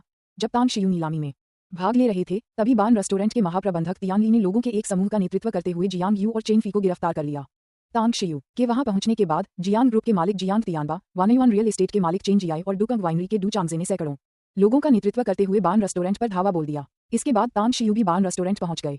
ली जुरेन ने अपनी आंखें सिकोड़ते हुए धीरे से कहा, और नतीजा? तारांकन ने कड़वी मुस्कान के साथ कहा, जियांग तियानबा, जियांग यू, चेन जियाई और चेनफी सबसे पहले बान रेस्टोरेंट से निकले। सभी घायल थे। जिन लोगों को वे बान रेस्टोरेंट में लाए थे, वे कभी बाहर नहीं निकले।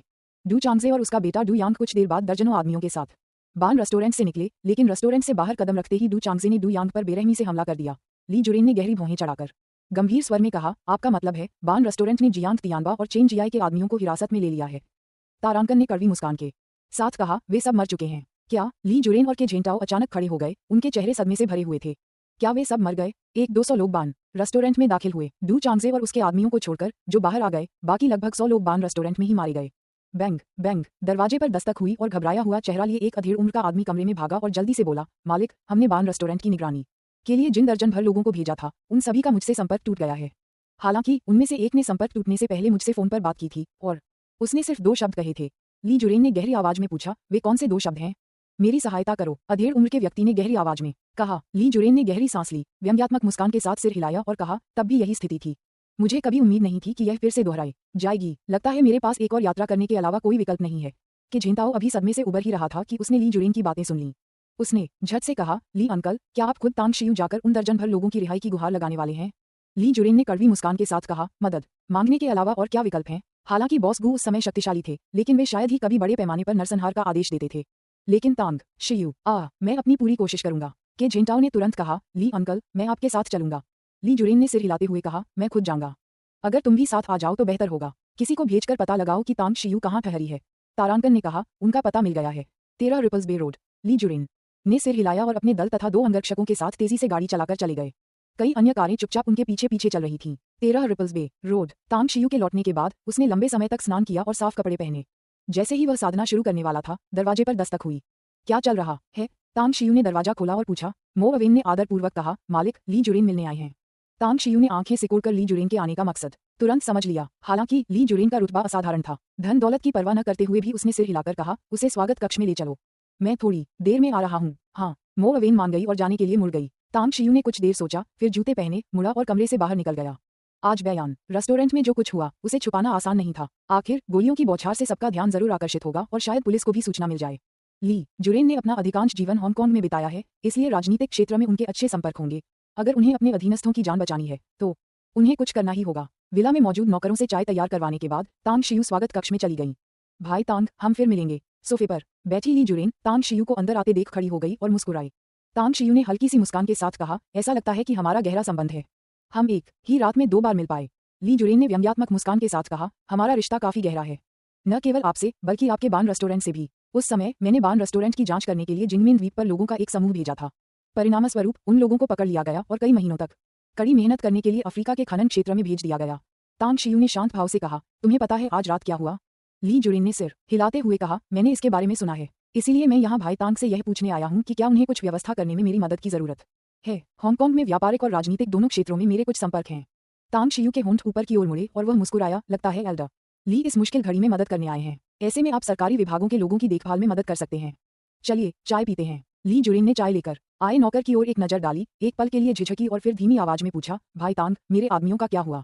तांग शियू ने हाथ हिलाते हुए कहा, बूढ़े ली, यहाँ की चाय शायद आपकी चाय जितनी अच्छी नहीं है, कृपया बुरा न माने।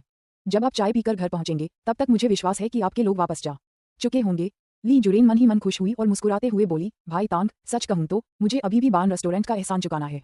याद आया, बॉस गू से मिले हुए लगभग 20 साल हो गए हैं। वो कैसी हैं? अध्याय 285 पैसे भेजना। तांग शियू ने अपनी भौहें ऊपर उठाते हुए पूछा, क्या आप यान र को जानते हैं? धुआं। ली जुरेन एक पल के लिए स्तब्ध रह गई, फिर उलझन में पूछ बैठी, भाई तांग, आप किस तरह के धुएं की बात कर रहे हैं? तांग शियू ने शांति से कहा, गू याना। ली जुरेन की आंखों में एक अजीब सी चमक आ गई। उसने तांग शियू से गु यान एर से इस तरह बात करने की उम्मीद नहीं की थी। आखिर 20 साल पहले गु यान एर की उम्र 20 के आसपास ही थी, अब तो वह लगभग 50 साल की हो चुकी होगी। जी हाँ, मैं गु यान हूँ, बॉस गु। 20 साल से भी पहले मुझे थोड़ी परेशानी हुई थी। विदेश से एक बहुत जरूरी सामान मंगवाना था। उस समय बान रेस्टोरेंट के पास जहाजों का बेड़ा था, इसलिए मैंने बेझिझक बॉस गु से मदद मांगी। तांग शियू ने आश्चर्य से पूछा, उसने तुम्हारी मदद की? ली जुरेन ने सिर हिलाकर कहा, मैंने उसकी मदद की और उसने मुझे एक बड़े नुकसान से बचाया, लेकिन उसने मुझसे पैसे नहीं मांगे, उसने मुझसे सिर्फ 2 अनुरोध किए। तांग शियू ने उत्सुकता से पूछा, आवश्यकताएं क्या हैं? ली जुरेन ने कहा, पहली बात तो ये है कि हम बयान रेस्टोरेंट की जांच के लिए किसी और को नहीं भेज सकते। दूसरी बात, हमें उसकी मदद करनी होगी ताकि वह तांग शियू नाम के एक आदमी को ढूंढ सके। मेरे पास अभी भी उसकी तस्वीर है। हालांकि तुम्हारा नाम भी तांग शियू है, लेकिन तुम कुछ अलग दिखते हो। तांग शियू ने मन ही मन आह भरी। चित्र का सही ना दिखना तो तय था, अमरलोक में उसका रूप अभी जैसा है वैसा ही कैसे हो सकता है? लगता है यान एर ने मेरे लिए बहुत कुछ किया है। एल्डरली, अगर मुमकिन हो तो कृपया मेरी जांच के लिए किसी को न भेजें, क्योंकि अगर आप भेज भी देंगे तो शायद कुछ पता नहीं चलेगा। वैसे भी यान एर की सेहत ठीक नहीं है और वह 10 साल से ज्यादा समय से बयान रेस्टोरेंट के कामकाज में शामिल नहीं रही है। अब तो यान एर की शिष्या गु शियाक्सु बयान रेस्टोरेंट संभाल रही है। आगे चलकर कारोबार की जिम्मेदारी मुझे आप पर ही डालनी पड़ेगी। तांग शियू ने आह भरते हुए और मुस्कुराते हुए कहा।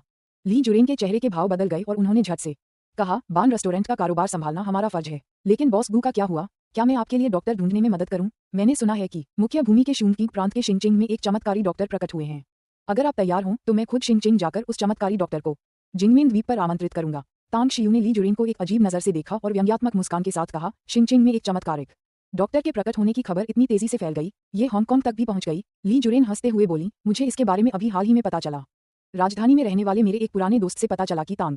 अचानक उसकी मुस्कान जम गई और उसकी आंखों में अविश्वास झलकने लगा। तांग शियू ने हैरानी से पूछा, तांग क्या? ली जुरेन ने तांग शियू को हैरानी से देखते हुए पूछा, जहां तक मुझे पता है शिंगचिंग सेंट्रल अस्पताल के उस चमत्कारिक डॉक्टर का नाम भी तांग शियू ही है, और मेरे पुराने दोस्त ने बताया था कि राजधानी में रहने वाले तांग परिवार के लोगों का अस्थमा तो उसी तांग शियू ने ठीक किया था, और वो तांग शियू उनका पोता भी है। आप शूंगकिंग प्रांत से हैं, क्या ऐसा हो सकता है? तांग शियू मुस्कुराई और बोली, ऐसा कुछ भी नहीं है जो मैं न पूछ सकूं।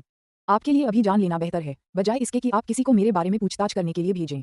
हाँ, मैं शिंगचिंग सेंट्रल अस्पताल में तांग शियू हूँ, लेकिन मैं वहाँ सिर्फ अस्थायी कर्मचारी हूँ, औपचारिक डॉक्टर नहीं। जहाँ तक तांग परिवार की बात है, मुझे कभी उम्मीद नहीं थी कि मेरे पिता तांग युंडे और मेरे दादा तांग गुशिंग हैं। फुफकार ली जुरेन तांग शियू की पहचान से भयभीत हो गई थी। अगर तांग शियू केवल तांग परिवार के वंशज तांग गुशिंग के पोते होते तो शायद उन्हें आश्चर्य नहीं होता, लेकिन तांग शियू तो वही महान चिकित्सक भी थे। इसके अलावा और सबसे महत्वपूर्ण बात, तांग शियू बान रेस्टोरेंट के मालिक भी थे। इतनी सारी पहचानों का संगम, अपनी असाधारण प्रतिष्ठा और पद के बावजूद भी वह अचंभित रह गए। तांग शियू ने शांत भाव से कहा, इतना आश्चर्यचकित मत होइए, अगर मैं यान र को ठीक कर सकता तो मैं अब तक कर चुका होता। आखिर वह मेरी सबसे प्रिय शिष्या है। ली जुरेन ने सदमे से उबरते हुए सिर हिलाया और कहा, चूंकि आप एक दिव्य चिकित्सक हैं, इसलिए स्वाभाविक रूप से। उसके शब्द एक बार फिर अचानक रुक गए। शिक्षु तांग शियू ने अभी क्या कहा? गु यान एर उनकी पसंदीदा शिष्य हैं? खुला, ये किस तरह का अंतर्राष्ट्रीय मजाक है? तांग शियू ने आगे कुछ नहीं बताया। ली जुरेन के हैरान चेहरे को देखकर उसने सिर हिलाया और कहा, ठीक है, मुझे उम्मीद है कि तुम यान एर के साथ मेरे रिश्ते को गुप्त रखोगी, और अगर कोई और बात नहीं है तो अब तुम वापस जा सकती हो। ली जुरेन टस से मज नहीं हुए। उनकी निगाहें तांग शियू पर टिकी हुई थीं, मानो उन्हें लग रहा हो कि उनके सामने खड़ा युवक सचमुच रहस्यमय और अप्रत्याशित है। तो अब मैं चलता हूँ। जब ली जुरेन ने तांग शियू को उसे जाने का आदेश देते देखा तो वह खड़ा हो गया और कुछ बोला। तांग शियू उसे आंगन तक ले गया, उसे गाड़ी में बैठकर जाते हुए देखा और फिर ऊपर अपने कमरे में लौट गया। आज की हत्याओं का उस पर कोई नकारात्मक प्रभाव नहीं पड़ा था, इसलिए वह पलंग पर पालथी मारकर बैठ गया और साधना करने लगा। निरंतर अभ्यास से वह किसी भी समय रॉ फ्लैश स्तर तक पहुंच सकता है। रॉ फ्लैश स्तर पर पहुंचने के बाद उसकी शक्ति में जबरदस्त वृद्धि होगी। हालांकि वह खुद को अजेय नहीं कहेगा, फिर भी संभवतः बहुत कम लोग ही उसके प्रतिद्वंद्वी बन पाएंगे। सिम शा सुई, हांगकांग द्वीप। शानदार यूरोपीय शैली के विला में डू यांग हॉल में डू चांगजे के सामने घुटनों के बल बैठा था। उसके चेहरे पर गहरा पछतावा और आत्मनिंदा झलक रही थी। उसके परिवार को एक मामूली विवाद के लिए 3 अरब का मुआवजा देना पड़ा। हालांकि वह आमतौर पर अहंकारी और दबंग था, लेकिन अब उसे एहसास हो गया था कि उसने गलती की है। पहले यदि उसे दंड के रूप में घुटने टेकने के लिए मजबूर किया जाता तो वह क्रोधित हो जाता और शायद मन ही मन नाराजगी जताते हुए अपनी गलती स्वीकार भी कर लेता, लेकिन इस समय उसे कोई शिकायत नहीं थी। तुम्हें पता है कि तुम गलत थे। डू चांगजे ने डू यांग पर दोबारा प्रहार नहीं किया, इसके बजाय वह सोफे पर सीधा बैठ गया। उसकी आंखों में ठंडी चमक थी। उसके बगल में बैठी उसकी पत्नी बाई यूकिन डू यांग के सूजे हुए चेहरे को कुछ पीड़ा के साथ देख रही थी, मानो कुछ कहना चाहती हो लेकिन खुद को रोक रही हो। डू यांग ने अपना सिर उठाया और कड़वाहट से कहा, पिताजी, मुझे पता है कि मैं गलत था। डू चांगजे ने गुस्से से कहा, अगर आपको पता है कि आप गलत हैं तो आपको उसे सुधारना चाहिए, वरना अगर भविष्य में आप हमारे पारिवारिक व्यवसाय को संभालते हैं तो आप इसे जल्द ही बर्बाद कर देंगे। इससे बेहतर है कि मैं मरने के बाद अपना पैसा कल्याणकारी कार्यों में दान कर दूं, कम से कम मैं एक अच्छी प्रतिष्ठा तो छोड़ जा सकूंगा। डू यांग ने गहरी सांस ली और गंभीरता से कहा, पिताजी, अगर आज ये घटना न हुई होती तो शायद मैं आज भी पहले की तरह निकम्मा ही होता, लेकिन अब हालात बदल गए हैं। आज जो कुछ हुआ वह मेरे जीवन का सबसे भयानक और डरावना अनुभव था। मैं आपसे वादा करता हूँ कि मैं उन बुरे दोस्तों से फिर कभी संपर्क नहीं करूंगा और कभी भी खाली नहीं बैठूंगा। मैं कंपनी में काम करने के लिए तैयार हूँ, चाहे मुझे बिल्कुल शुरुआत से ही क्यों न करना पड़े। मैं तैयार हूँ। अपने बेटे के गंभीर चेहरे को देखकर डू चांगजे को आखिरकार कुछ राहत मिली, लेकिन मुआवजे के तौर पर मिलने वाली पूरी 3 अरब युआन की रकम एक बार जब वह पैसा जुटाकर दूसरे पक्ष को सौंप देगा तो इसका उसके कारोबार पर निश्चित रूप से बहुत बड़ा असर पड़ेगा। उठना। डू यांग धीरे धीरे खड़ी हुई और कुछ पल चुप रहने के बाद बोली, पिताजी, आप बान रेस्टोरेंट के बारे में ज्यादा नहीं जानते, है ना? उस तांग उपनाम वाले आदमी का क्या हाल है? वह इतना खौफनाक कैसे हो सकता है? डू चांगजे ने कड़वी मुस्कान के साथ कहा, तुम मुझसे पूछ रहे हो, मैं किससे पूछूं? अगर मुझे पता होता कि वे इतने शक्तिशाली हैं तो मैं तुम्हें उनके दरवाजे पर क्यों लाता? खैर, सब बातों पर गौर करें तो हमारा परिवार अभी भी अपेक्षाकृत ठीक ठाक है। कम से कम हमने अपनी ज्यादातर संपत्ति बचा ली है और अपने दर्जनों आदमियों की जान बचा ली है। जियांग तियानबा और चेन जियाई ने इस बार अपनी औकात से ज्यादा बड़ा काम अपने हाथ में ले लिया है। हमारी पारिवारिक संपत्ति का कम से कम 2/3 हिस्सा उन्हें सौंपना पड़ेगा। तुम लोग तो सच में बहुत बड़े झंझट वाले हो। डू यांग ने अपना सिर नीचे झुकाया, फिर अचानक स्तब्ध होकर बोला, पिताजी, मेरे अलावा जियांग यू, चेनफी और आज की घटना में एक और व्यक्ति शामिल था। मुझे याद है कि तांग शियू ने व्यक्तिगत रूप से उससे कहा था कि वह अपने बड़ों से माफी मंगवाए। डू चांगजे अचंभित रह गया और उलझन में पूछा, और कौन? डू यांग ने कहा, क्यूई चांगबेक्सिंग। डू चांगजे ने पलकें झपकाईं, उसकी आंखों में एक तीखी चमक दिखाई दी और उसने गहरी आवाज में कहा, तुम मुझसे झूठ तो नहीं बोल रहे? क्या सच में ची चांगजिंग इसमें शामिल था? डू यांग ने गंभीरता से कहा, हाँ, लेकिन उसे पीटा नहीं गया था। डू चांगजे ने ठंडी सी आवाज में नाक सिकोड़ी, अपना फोन उठाया और एक नंबर डायल किया। सिमशा, सुई, फूकांग होटल। हाथ में क्रिस्टल का गिलास लिए ची चेंगशान ने भव्य ढंग से सजाए गए विशाल हॉल में अपने मित्रों के लिए भोज का आयोजन किया। एक शानदार क्रिस्टल झूमर से मधुर प्रकाश निकल रहा था जो हर कोण से स्वप्निल रंगीन रोशनी बिखेर रहा था। सुरुचिपूर्ण यूरोपीय शैली की मेजें और कुर्सियां और छोटा सुंदर बार सभी शुद्ध सफेद रंग से रंगे हुए थे जो एक शाही आभा बिखेर रहे थे। रिंग रिंग रिंग, उनके फोन की घंटी बजने से क्यूई चेंगशान की खुशनुमा बातचीत में खलल पड़ गया। समूह को क्षमाप्रार्थी भरी नजर से देखते हुए उन्होंने अपना फोन उठाया, कॉलर आईडी पर एक नजर डाली और तुरंत अपनी सीट से उठ गए। बाहर जाते हुए उन्होंने मुस्कुराते हुए कहा, भाई डू, आपने मुझे फोन करने का फैसला क्यों किया? मैं आपको एक जानकारी बेचूंगा। फोन से डू चांगजे की गंभीर आवाज सुनाई दी। ची चेंगशान चौंक गया, उसके कदम तुरंत रुक गए। उसने उलझन में पूछा, क्या खबर है? डू चांगजे ने गंभीर स्वर में कहा, अभी खबर मत पूछो। अगर तुम इसे खरीदना चाहते हो तो अभी मुझे 500 मिलियन भेज दो और अपना काम पूरा होने के बाद 500 मिलियन और भेज दो। इस खबर के लिए 1 बिलियन तुम्हारे लिए बहुत ज्यादा नहीं है। ची चेंगशान का चेहरा गुस्से से लाल हो गया और उसने उदासीनता से कहा, भाई डू, आपने मुझे कोई जानकारी तक नहीं दी है। मुझे कैसे पता चलेगा कि 1 अरब खर्च करके जानकारी खरीदना उचित है या नहीं? डू चांगजे ने कहा, भाई क्यूई, हम एक दूसरे को दशकों से जानते हैं। क्या आपको सच में लगता है कि मैं ऐसा व्यक्ति हूं जो लोगों से ज्यादा पैसे वसूलता है और उन्हें धोखा देता है? मैं आपको पहले ही एक बात बता देता हूं, अगर आपको अंधेरे में रखा गया और आपने आज रात कुछ नहीं किया तो आप शायद बड़ी मुसीबत में पड़ जाएंगे और आपका क्यूई ग्रुप भी बड़ी मुसीबत में पड़ जाएगा। आपको जो कीमत चुकानी पड़ेगी वह शायद 1 अरब से कहीं ज्यादा होगी। अर्थ क्या है? ची चेंगशान हैरान रह गया। वह डू चांगजे के व्यक्तित्व को जानता था, दूसरा पक्ष कभी झूठ नहीं बोलेगा। डू चांगजे ने कहा, मुझे बताओ, क्या तुम सहमत हो या नहीं? ची चेंगशान कुछ पल चुप रहे, फिर धीरे से बोले, अगर आपके द्वारा दी गई जानकारी वाकई इतनी मूल्यवान है तो मैं सहमत हूँ, लेकिन अगर मुझे लगता है कि यह इसके लायक नहीं है तो मैं आपसे अनुरोध करता हूँ कि आप इसे मुझे लौटा दें। भाई डू, 500 मिलियन आपके खाते में आधे घंटे के भीतर स्थानांतरित कर दिए जाएंगे। अच्छा। कॉल समाप्त हो गई है। ची चेंगशान की भौहें तन गईं, उनके मन में गहरी चिंता उमड़ पड़ी। हालांकि उन्हें समस्या का स्रोत नहीं पता था, लेकिन डू चांगजे को ची समूह के लिए कुछ बुरी खबर की जानकारी थी। इसके अलावा समस्या काफी गंभीर होने की संभावना थी। 286 जानवर का डर। ची चेंगशान डू चांगजे को अच्छी तरह जानता था। वे दशकों से दोस्त थे और उनके बीच काफी मेलजोल था, लेकिन वे दोनों व्यवसायी थे और व्यापार तो व्यापार ही होता है, इसलिए वह समझ सकता था कि डू चांगजे ने उससे पैसे क्यों मांगे। केवल क्या कोई महत्वपूर्ण खबर है? इसकी कीमत 1 अरब है। जब ची चेंगशान ने किसी से डू चांगजे के निजी खाते में पैसे ट्रांसफर करवा दिए तो उसका फोन फिर से बज उठा। शांत गलियारे में खड़े ची चेंगशान ने जवाब देने वाला बटन दबाया। भाई क्यूई, अगर हो सके तो आप मेरे घर आ जाइए। कुछ बातें फोन पर कहना ठीक नहीं होगा, लेकिन आपको जल्दी करनी होगी। आप कह सकते हैं कि आपके पास समय बहुत कम है। फोन से डू चांगजे की आवाज आए, मैं अभी आ रहा हूँ। क्यूई चेंगशान ने गहरी आवाज में कहा, अभी फोन मत काटो। जब तुम आओ तो अपने बेटे को साथ लाना, क्योंकि यह मामला उससे संबंधित है। अर्थ क्या है? अभी मत पूछो, तुम्हारे आने पर बात करेंगे। कॉल समाप्त हो गई है। ची चेंगशान ने भौहें चढ़ाईं, कुछ देर सोचा, फिर ची चांगशिंग का मोबाइल नंबर डायल किया। ये जानकर कि वह आसपास ही है, उसने तुरंत उसे अपने घर आने के लिए कहा। फुकोंग होटल के प्रवेश द्वार पर दरवाजे के बाहर एक बेंटले कार चुपचाप खड़ी थी। ची चेंगशान बेंटले के बगल में खड़ा था और दूर से तेजी से उनकी ओर आती पोश कार को देख रहा था। उसकी आंखों में एक ठंडी चमक थी। उसे कुछ समझ आ रहा था कि क्या हो रहा है। डू चांगजे ने जिस बुरी खबर का जिक्र किया था वह शायद उसके बेटे की वजह से हुई कोई बड़ी मुसीबत थी। पिताजी, आपने मुझे इतनी जल्दी यहाँ क्यों बुलाया? क्या कुछ गड़बड़ है? ची चांगशिंग के मुंह से हल्की सी शराब की गंध आ रही थी। आज जो कुछ हुआ था उसके बाद वह बहुत चिंतित था, इसलिए उसने अपना मन बहलाने के लिए कुछ दोस्तों के साथ शराब पी थी। हालांकि पिता का फोन आने से वह थोड़ा बेचैन हो गया। ची चेंगशान कार में बैठ गया और गहरी आवाज में बोला, अंदर आ जाओ, मेरे साथ कहीं चलो। क्यूई चांगशिंग ने गेट पर खड़े सुरक्षा गार्ड को पोश की चाबियां फेंक दी, कार में बैठ गया और उत्सुकता से पूछा, पिताजी, आप मुझे कहाँ ले जा रहे? हैं, ची चेंगशान ने ठंडी सी आवाज में कहा, डू चांगजे ने अभी मुझे फोन किया था, वो मुझे कुछ महत्वपूर्ण जानकारी बेचना चाहता है। क्या आपको पता है उस जानकारी की कीमत कितनी है? डू चांगजे, डू यान के पिता ची चांगशिंग की चिंताएं और गहरी हो गईं और उसने अपना सिर हिलाते हुए कहा, मुझे नहीं पता। क्यूई चेंगशान ने कहा, 10 अरब। ची चांगशिंग दंग रह गया, उसकी आंखें तुरंत चौड़ी हो गईं और उसने कहा, पिताजी, आप मान गए। ची चेंगशान ने कहा, मैं डू चांगजे के स्वभाव को जानता हूँ। अगर कोई बहुत जरूरी खबर न होती तो वह 10 अरब के लिए मुझे चिढ़ाने की जहमत न उठाता। लेकिन उससे मिलने से पहले मैं आपसे पूछना चाहता हूँ, क्या आप किसी बड़ी मुसीबत में फंस गए हैं? ची चांगशिंग का दिल बैठ गया और उसका चेहरा गंभीर हो गया। एक पल हिचकिचाने के बाद उसे एहसास हुआ कि वह इसे और छिपा नहीं सकता और उसने कड़वाहट से कहा, पिताजी, मुझे लगता है कि मैं मुसीबत में फंस गया हूँ। आज ची चांगशिंग ने पूरी कहानी सुनाने के बाद अंत में कहा, हालांकि दूसरे पक्ष ने मुझसे कहा कि मैं आपसे माफी मांगूं, लेकिन मुझे नहीं लगता कि यह जरूरी है। मैंने वह घटना नहीं की, मैंने तो बस कुछ शब्द कह दिए थे।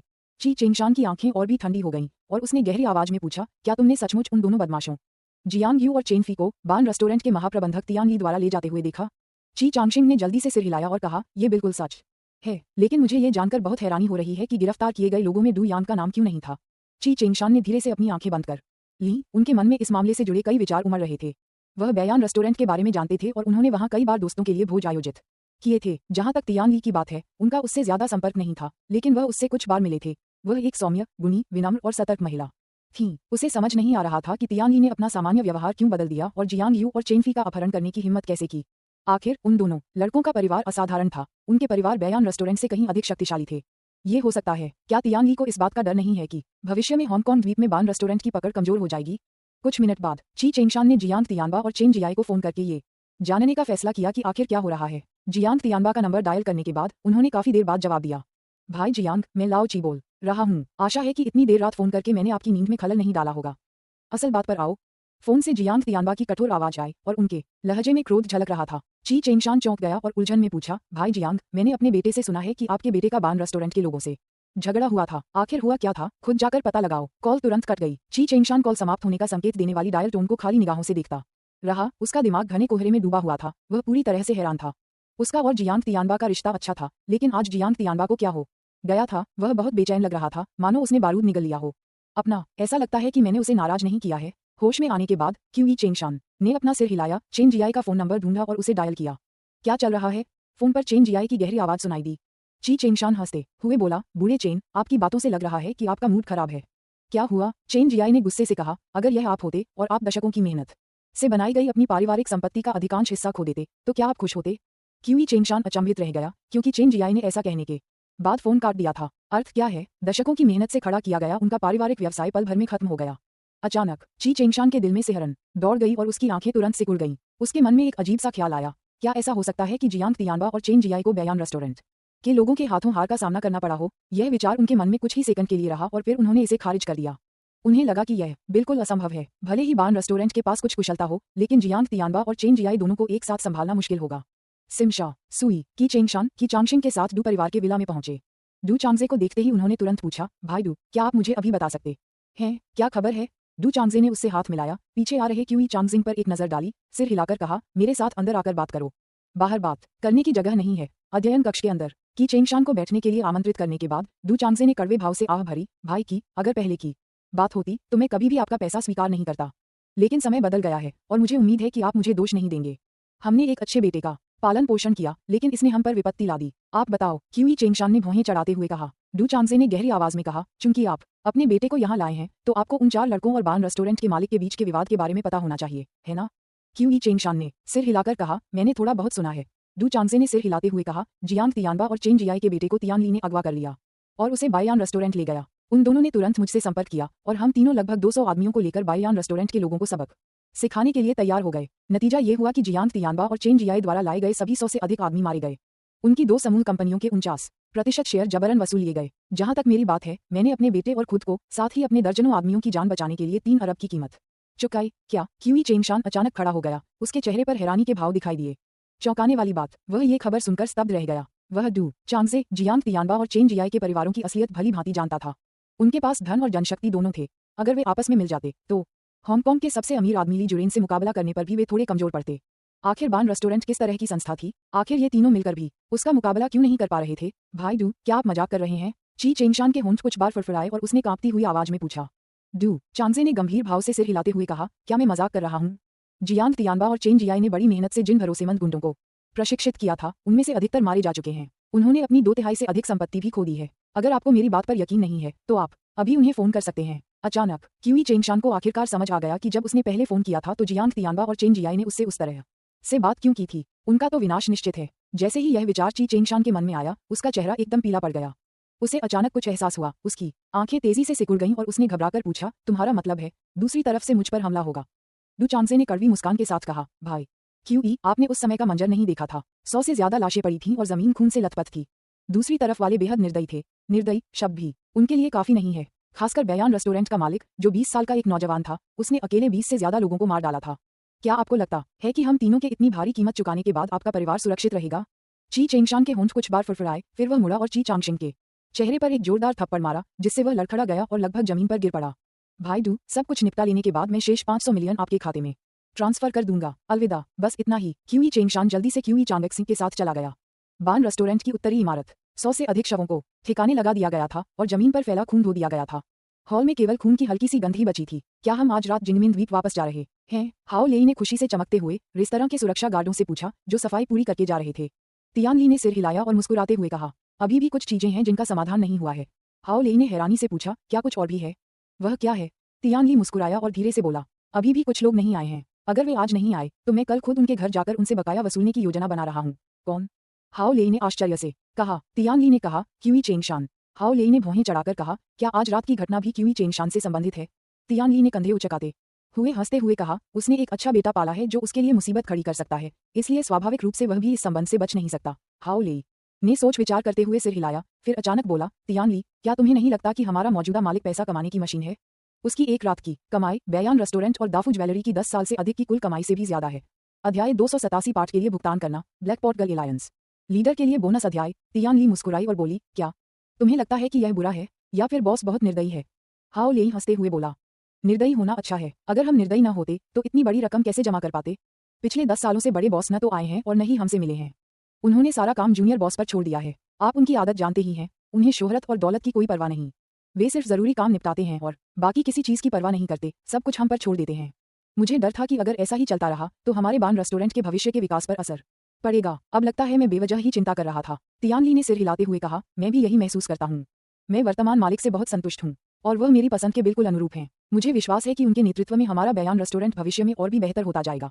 हाओ लेई की मुस्कान फीकी पड़ गई और ये देखकर कि कमरे में केवल वे दोनों ही बचे हैं, उसने धीमी आवाज में पूछा, क्या आपको हमारे नए बॉस के बारे में जरा भी जिज्ञासा नहीं है?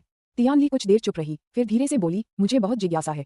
हाओ लेई ने कहा, हाँ, वह बहुत रहस्यमय है। वह अचानक कहीं से प्रकट हुआ और हमारे बयान रेस्टोरेंट का मालिक बन गया। हालांकि वह बहुत छोटा है, लेकिन हमें बिल्कुल भी पता नहीं है कि वह कौन है।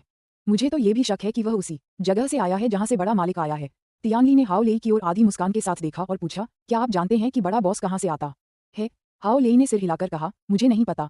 तियान ली ने गहरी सांस ली और गंभीर स्वर में कहा, मालिक चाहे कहीं से भी आए, हमें बस इतना याद रखना है कि हमारा जीवन मालिक की देन है और हमें उनके हर आदेश का बिना शर्त पालन करना चाहिए। साथ ही हमारे वर्तमान मालिक ऊपर से भले ही मिलनसार दिखते हों, लेकिन दिल से वे एक निर्दयी व्यक्ति हैं, इसलिए हमें हमेशा उनका सम्मान करना चाहिए। हाओ लेई ने कहा, बेशक।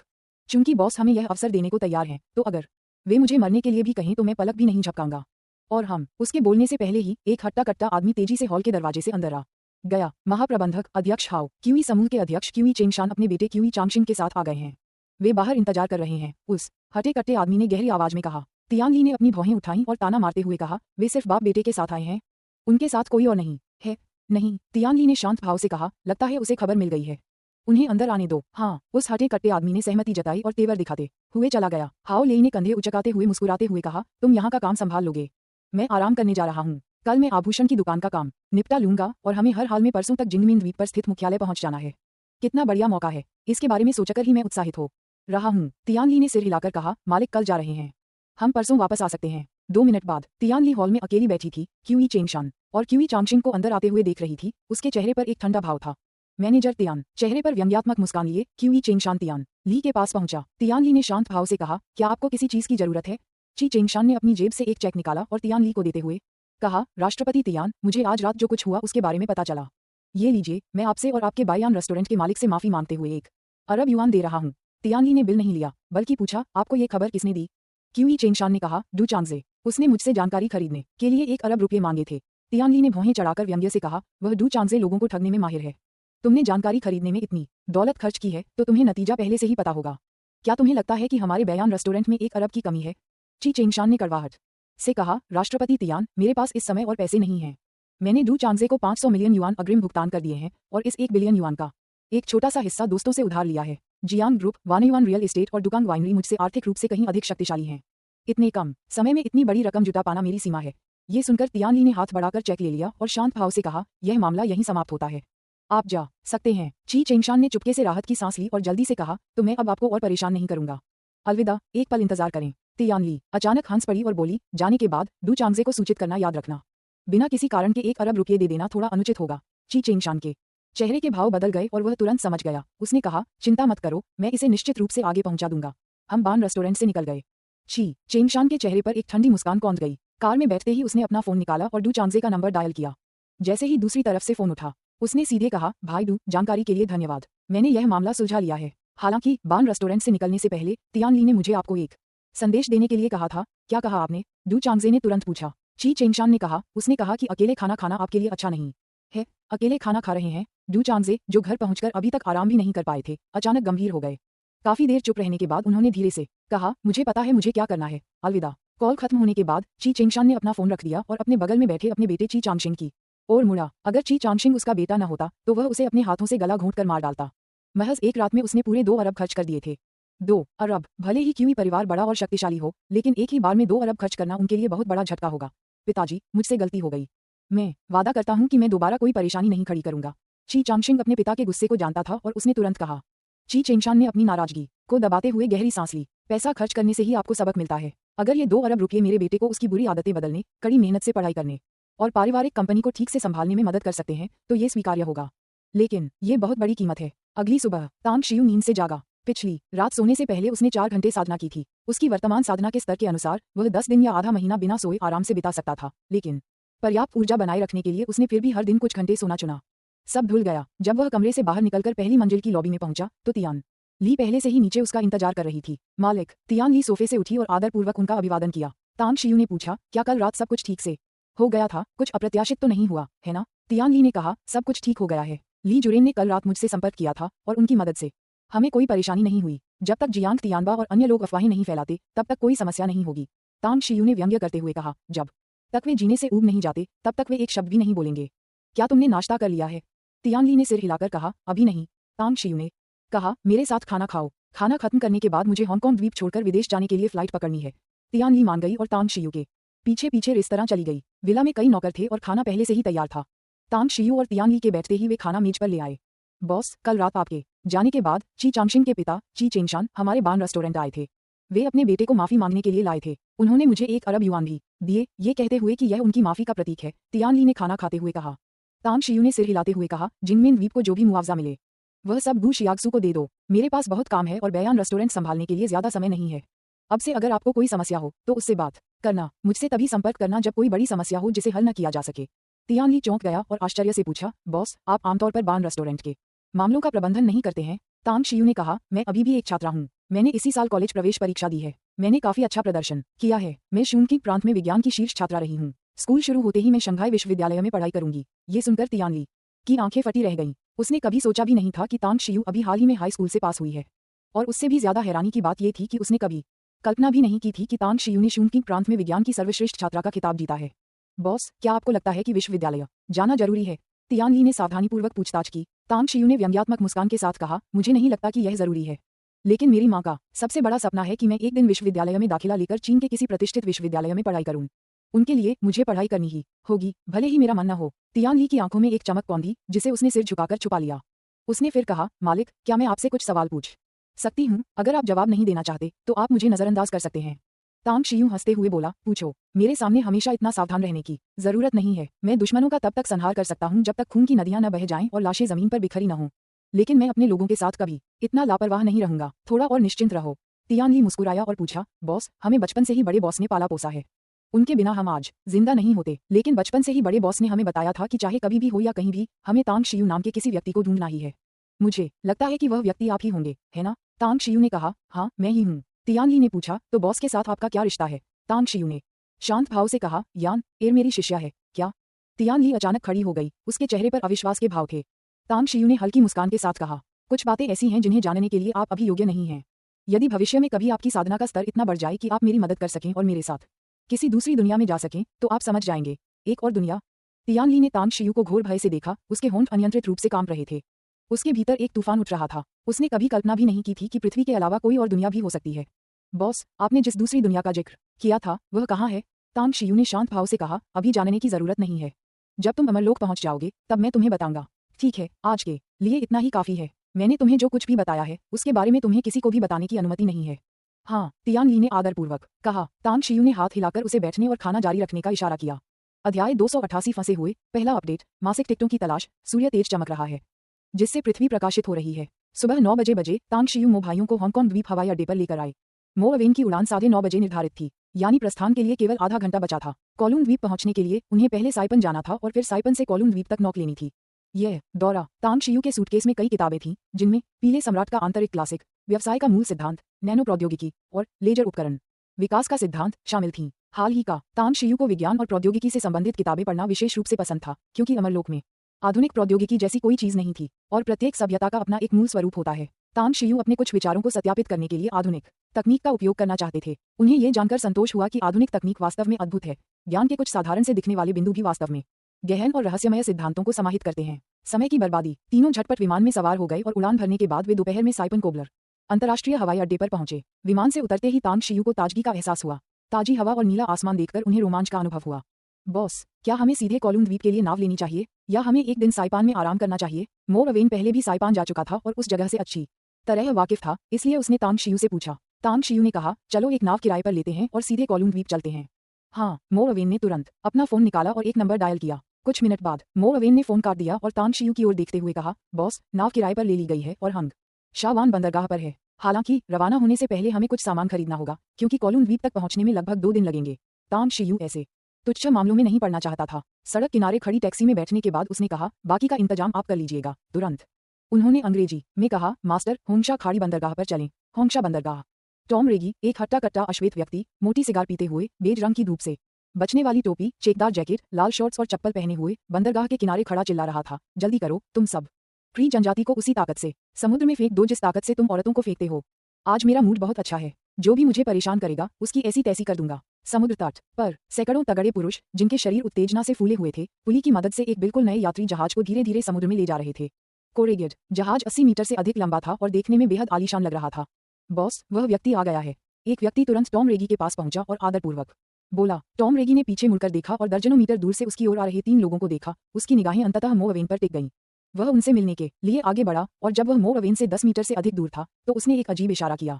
मो अवेन ने भी उसी तरह का हाव भाव दिखाया। अरे यार, हमारी मुलाकात को 8 साल हो गए हैं, है ना? टॉम रेगी ने मुस्कुराते हुए और धारा प्रवाह अंग्रेजी बोलते हुए कहा। मो अवेन हंसते हुए बोली, जी हाँ, 8 साल और 6 महीने। मुझे तो पहले लगा था कि तुम ये दिन देखने के लिए जीवित नहीं रहोगे। तुम्हें अभी भी यहाँ देखकर मुझे वाकई आश्चर्य हो रहा है। टॉम रेगी जोर से हंसा। आपके देश में एक पुरानी कहावत है, अच्छे लोग ज्यादा दिन नहीं जीते, लेकिन बुरे लोग 1000 साल जीते हैं। शायद मैं ही वो बुराई हूँ जिसकी आप बात कर रहे हैं, और ये है आपका बड़ा बॉस। मो अवेन ने कहा, वह मेरे बॉस हैं। तांग शियू ने अपना हाथ बढ़ाया, सिर हिलाया और कहा, मैं तांग शियू हूँ। टॉम रेगी ने तांग शियू से हाथ मिलाया और मुस्कुराते हुए कहा, श्रीमान तांग, मो अवेन को अपने लिए काम पर रखने में आपकी सफलता के लिए मैं वास्तव में आपकी प्रशंसा करता हूँ। मुझे जिज्ञासा है, आपके कौशल क्या हैं? क्या हम एक मुकाबला करें? मैं काफी शक्तिशाली हूँ। मो अवेन ने कहा, बॉस, टॉम रेगी बहुत ताकतवर है। उसने एक बार अपने खाली हाथों से एक वयस्क अफ्रीकी हाथी को मार डाला था। तांग शियू ने सिर हिलाया और हंसते हुए कहा, अगर तुम मुझसे लड़ना चाहते हो तो तुम्हें मरने के लिए तैयार रहना होगा। अगर तुम तैयार हो तो अभी कोशिश कर सकते हो। नहीं नहीं नहीं, हम दोस्त हैं, हम जीवन मरण का संघर्ष कैसे कर सकते हैं? वैसे भी मो अवेन मेरा दोस्त और मेरा साथी है। तुम उसके बॉस हो। अगर मैं तुम्हें मार दूं तो वह मुझसे जान की बाजी लगाकर लड़ेगा। सच कहूं तो मैं उसका मुकाबला नहीं कर सकता। टॉम रेगी ने बार बार हाथ हिलाते हुए कहा। मो अवेन ने शांत भाव से कहा, टॉम रेगी, मैं बॉस का मुकाबला नहीं कर सकता। क्या? टॉम रेगी रुका, उसके चेहरे पर हैरानी के भाव आ गए। वह मो अवेन के स्वभाव को जानता था, वह कभी झूठ नहीं बोलता था। तो क्या ये युवा श्री तांग सचमुच इतने काबिल हैं? तांग शियू इस मामले में उलझना नहीं चाहता था, इसलिए उसने किनारे की ओर देखा और पूछा, क्या वह यात्री जहाज हमें किराए पर दिया जाएगा? टॉम रेगी ने सिर हिलाते हुए कहा, फ्री यात्री जहाज जो अभी अभी बनकर तैयार हुआ है, कल ही यहाँ पहुंचाया गया है। चालक दल को पहले ही प्रशिक्षित किया जा चुका है और वे जहाज चलाने में पूरी तरह सक्षम हैं। जहाज पर मौजूद सेवा कर्मी भी पूरी तरह से तैयार हैं और किसी भी समय जहाज पर सवार हो सकते हैं। तांग शियू ने भौहें चढ़ाकर पूछा, क्या हम आज रात ही रवाना नहीं हो सकते? टॉम रेगी ने कंधे उचकाते हुए कहा, हम आज रात ही रवाना हो सकते थे, लेकिन हमें महासागर मौसम विज्ञान सेवा से खबर मिली है कि कल सुबह एक छोटी सुनामी आने वाली है। किसी भी दुर्घटना से बचने के लिए मेरा सुझाव है कि आप निकलने से पहले थोड़ा इंतजार करें। सुनामी। तांग शियू कुछ देर चुप रही, फिर धीरे से सिर हिलाकर बोली, ऐसे में हम सिर्फ एक दिन इंतजार कर सकते हैं। अवेन, होटल बुक कर लो। टॉम रेगी मुस्कुराया और बोला, मैंने होटल का इंतजाम कर लिया है, जो इस इलाके का सबसे आलीशान रिजॉर्ट है। मैंने आपके स्वागत के लिए एक शानदार भोज भी तैयार किया है। तांग शियू ने हल्की सी मुस्कान के साथ सिर हिलाते हुए कहा, धन्यवाद। टॉम रेगी हंसते हुए बोला, कोई बात नहीं। मो अवेन का मुझ पर कई बार एहसान है। ठीक है, मैं जाकर उन्हें नाव तैयार करने के लिए कहता हूँ और मेरे आदमी तुम्हें आराम करने के लिए रिजॉर्ट ले जाएंगे। पास के एक रिजॉर्ट की ओर जाते समय तांग शियू ने मो अवेन से पूछा, क्या तुम युद्ध में साथी थे? मो अवेन ने सिर हिलाते हुए कहा, हम पहले एक ही संगठन में थे और हमने कई मिशन साथ साथ पूरे किए। वे बेहद खतरनाक मिशन थे और हमने कई बार कंधे से कंधा मिलाकर लड़ाई लड़ी और कई बार मौत के मुंह से बाल बाल बचे। अपने साथियों के अलावा वह उन लोगों में से एक है जिन पर मुझे सबसे ज्यादा भरोसा है। असल में मैंने उसे बान रेस्टोरेंट में काम करने के लिए आमंत्रित करने की योजना बनाई थी, लेकिन उसने मना कर दिया। तांग शियू ने सिर हिलाते हुए कहा, हर किसी की अपनी अपनी महत्वाकांक्षाएं होती हैं। लगता है कि वह अभी अच्छा जीवन जी रहा है। मो अवेन ने कहा, मालिक, हालांकि मैंने उसे 8 साल से ज्यादा समय से नहीं देखा है, फिर भी मैं उसके बारे में कुछ बातें जानता हूँ। कुछ साल पहले वह मुश्किल दौर से गुजर रहा था। उसने स्थानीय तानाशाह को नाराज कर दिया था, जो बहुत शक्तिशाली था, और उसने 2 साल से ज्यादा समय तक उसका पीछा करने के लिए लोगों को भेजा था। मुझे लगा था कि उसका अंत निश्चित है, लेकिन मुझे यह उम्मीद नहीं थी कि वह चुपचाप यहाँ लौट आएगा और गुप्त रूप से अपने दुश्मनों को मार डालेगा। उसने सत्ता के लिए लड़ते समय अपने दुश्मनों को पूरी तरह से नष्ट करने के लिए एक और ताकत का इस्तेमाल किया और अंत में यहाँ अपना पैर जमा लिया। तांग शियू ने उत्सुकता से पूछा, चूंकि आप दोनों के बीच जीवन मरण का बंधन है, तो जब आपको उसकी स्थिति के बारे में पता था, तब आपने उसकी मदद क्यों नहीं की? मो अवेन ने कहा, वह अपने जीवन का स्वामी है। अगर उसकी मृत्यु हो जाती है तो मैं उसका बदला लूंगी, लेकिन अगर वह अपना साम्राज्य खड़ा करना चाहता है तो उसे खुद पर निर्भर रहना होगा। इसके अलावा मैं बान रेस्टोरेंट में काम करती हूँ और अपने परिवार के लिए कोई परेशानी खड़ी नहीं कर सकती। तांग शियू ने धीरे से सिर हिलाया और कहा, ऐसा लगता है कि यान एयर ने आप सभी को काफी अच्छी तरह से प्रशिक्षित किया है। मो अवेन ने कहा, हमारा पालन पोषण हमारी मालकिन ने किया। उन्होंने हमें मानव तस्करों से बचाया और हमें भोजन, कपड़े और आश्रय प्रदान किया। उन्होंने हमारे पालन पोषण में बहुत पैसा खर्च किया। हमारा जीवन बान रेस्टोरेंट से जुड़ा है। तांग शियू चुप हो गया। उन्होंने कई लोगों को प्रशिक्षित किया था, लेकिन उनमें से बहुत कम ही अंत तक जीवित रह पाए। जो लोग बच गए वे अमरलोक में बिखरे हुए थे और 100 वर्षों को छोड़कर शायद ही कभी एक दूसरे से मिलते थे, जब वे भेंट चढ़ाकर अपना सम्मान व्यक्त करने आते थे। कई लोगों के लग जाने पर भारी काम भी हल्का हो जाता है। इस क्षण उन्हें अपने पिछले कार्यों की अनुचितता का और भी अधिक यकीन हो गया। साथ ही वे बड़ी संख्या में वफादार, भरोसेमंद और अत्यंत सक्षम अधीनस्थों को तैयार करने के लिए और भी दृढ़ संकल्पित हो गए। सेपानलाओ बे रिजॉर्ट। जब तांग शियू और उसके 2 साथी वहां पहुंचे, तो टॉम रेगी के आदमियों में से एक आकर्षक युवती पहले से ही उनका इंतजार कर रही थी। क्या आप श्री तांग हैं? अमोर पैसिफिक अपनी पतली कमर को लहराते हुए आगे बढ़ी। उसने 10 सेंटीमीटर से भी अधिक ऊंची हील पहनी हुई थी। वह बेहद खूबसूरत थी। उसकी त्वचा बेहद गोरी, बाल सुनहरे और आंखें नीली थीं, जिससे एक अनोखा आकर्षण झलक रहा था। हाँ, तांग शियू ने सिर हिलाया। अमोर पैसिफिक ने हंसते हुए कहा, हमारे बॉस ने निर्देश दिया है कि श्री तांग और आपके आने के बाद मैं आपको आपके ठहरने की जगह तक ले जाऊंगा। इसके अलावा मैंने कुछ गतिविधियों का भी इंतजाम किया है। आप अपनी पसंद की कोई भी गतिविधि चुन सकते हैं। सभी खर्चे हमारे बॉस उठाएंगे। जिस तरह से आगे। तांग शियू को इस बात की बहुत उत्सुकता थी कि दूसरा व्यक्ति किस कार्यक्रम के बारे में बात कर रहा है। वह एमोर पैसिफिक के साथ रिजॉर्ट में गया और सबसे अच्छे समुद्र दृश्य वाले विला में चेक इन किया। श्रीमान टैंग, ये कार्यक्रम का समय सारिणी है। क्या आप पूरी सेवा लेना चाहेंगे या केवल कुछ विकल्प? एमोर पैसिफिक ने मुस्कुराते हुए पूछा। तांग शियू ने कार्यक्रमों की सूची ली और उसे देखते हुए उसके चेहरे के भाव थोड़े बदल गए। वह अधिकांश कार्यक्रमों को नहीं पहचानता था, लेकिन उसने कुछ के बारे में सुना था, जैसे थाई मसाज, स्कूबा डाइविंग और सफिंग। चलो थाई मसाज करवाते हैं। और वो 7 गॉड्स डांस, नाम तो दिलचस्प लग रहा है, उसे भी करवा लेते हैं। बाकी सब छोड़ो। तांग शियू के बोलने के बाद उन्होंने कार्यक्रम मो अवेन को सौंप दिया और मुस्कुराते हुए कहा, आज का दिन आराम की छुट्टी की तरह मनाते हैं। आप दोनों भी कुछ कार्यक्रम चुन सकते हैं। तांग शियू द्वारा चुने गए कार्यक्रमों, विशेष रूप से 7 गॉड्स डांस को सुनकर मो अवेन के चेहरे पर हल्की सी मुस्कान आ गई। हालांकि उन्होंने कार्यक्रम मो आवू को सौंपते हुए मुस्कुराते हुए कहा, बॉस, मुझे इन कार्यक्रमों में कोई दिलचस्पी नहीं है। वैसे भी एक अपरिचित जगह पर मुझे अजनबियों को आपको परेशान करने से रोकना है। आवू को तो ये पसंद आ रहा है, तो उसे ही चुनने दीजिए। मो आवू ने मना नहीं किया और बड़ी कुशलता से कई कार्यक्रमों का चयन किया। एमोली ने तांग शियू की ओर देखा। उसकी आंखें हंसी से पहले ही अर्धचंद्राकार हो गई थीं। श्रीमान तांग, कृपया मेरे साथ आइए। श्रीमान वू, आपको थोड़ी देर में कोई वहां ले जाएगा। कृपया एक पल प्रतीक्षा करें। हालांकि पिछले कुछ दिनों में मुझे अनुशंसा वोट की आवश्यक सीमा मुश्किल से ही पूरी हुई है, लेकिन मासिक वोटों की संख्या बेहद निराशाजनक है। भाइयों और बहनों, कृपया मुझे कुछ मासिक वोट देने पर विचार करें, क्योंकि मैं प्रतिदिन 3 अध्याय अपडेट कर रहा हूँ। मैं आपका बहुत आभारी रहूंगा। अध्याय 289, डरावना मोटा आदमी। लोवान रिजॉर्ट बहुत बड़ा है और इसका आंतरिक भाग बेहद भव्य है। इसमें अनोखी वास्तुकला, विभिन्न प्रकार के विला और अनगिनत बहुमूल्य पौधे हैं, जिन पर फूल अपनी पूरी शान से खिले हुए हैं। यहाँ तक कि वहाँ कई आकर्षक पुरुष और सुंदर महिलाएं भी मौजूद थीं। सभी बेदाग ढंग से सजे धजे थे और उनमें एक कुलीनता झलक रही थी। महज 10 मिनट से कुछ अधिक समय में तांग शियू ने दर्जनों ऐसी आलीशान कारें देखीं जो चीन में भी शायद ही कभी देखने को मिलती हैं।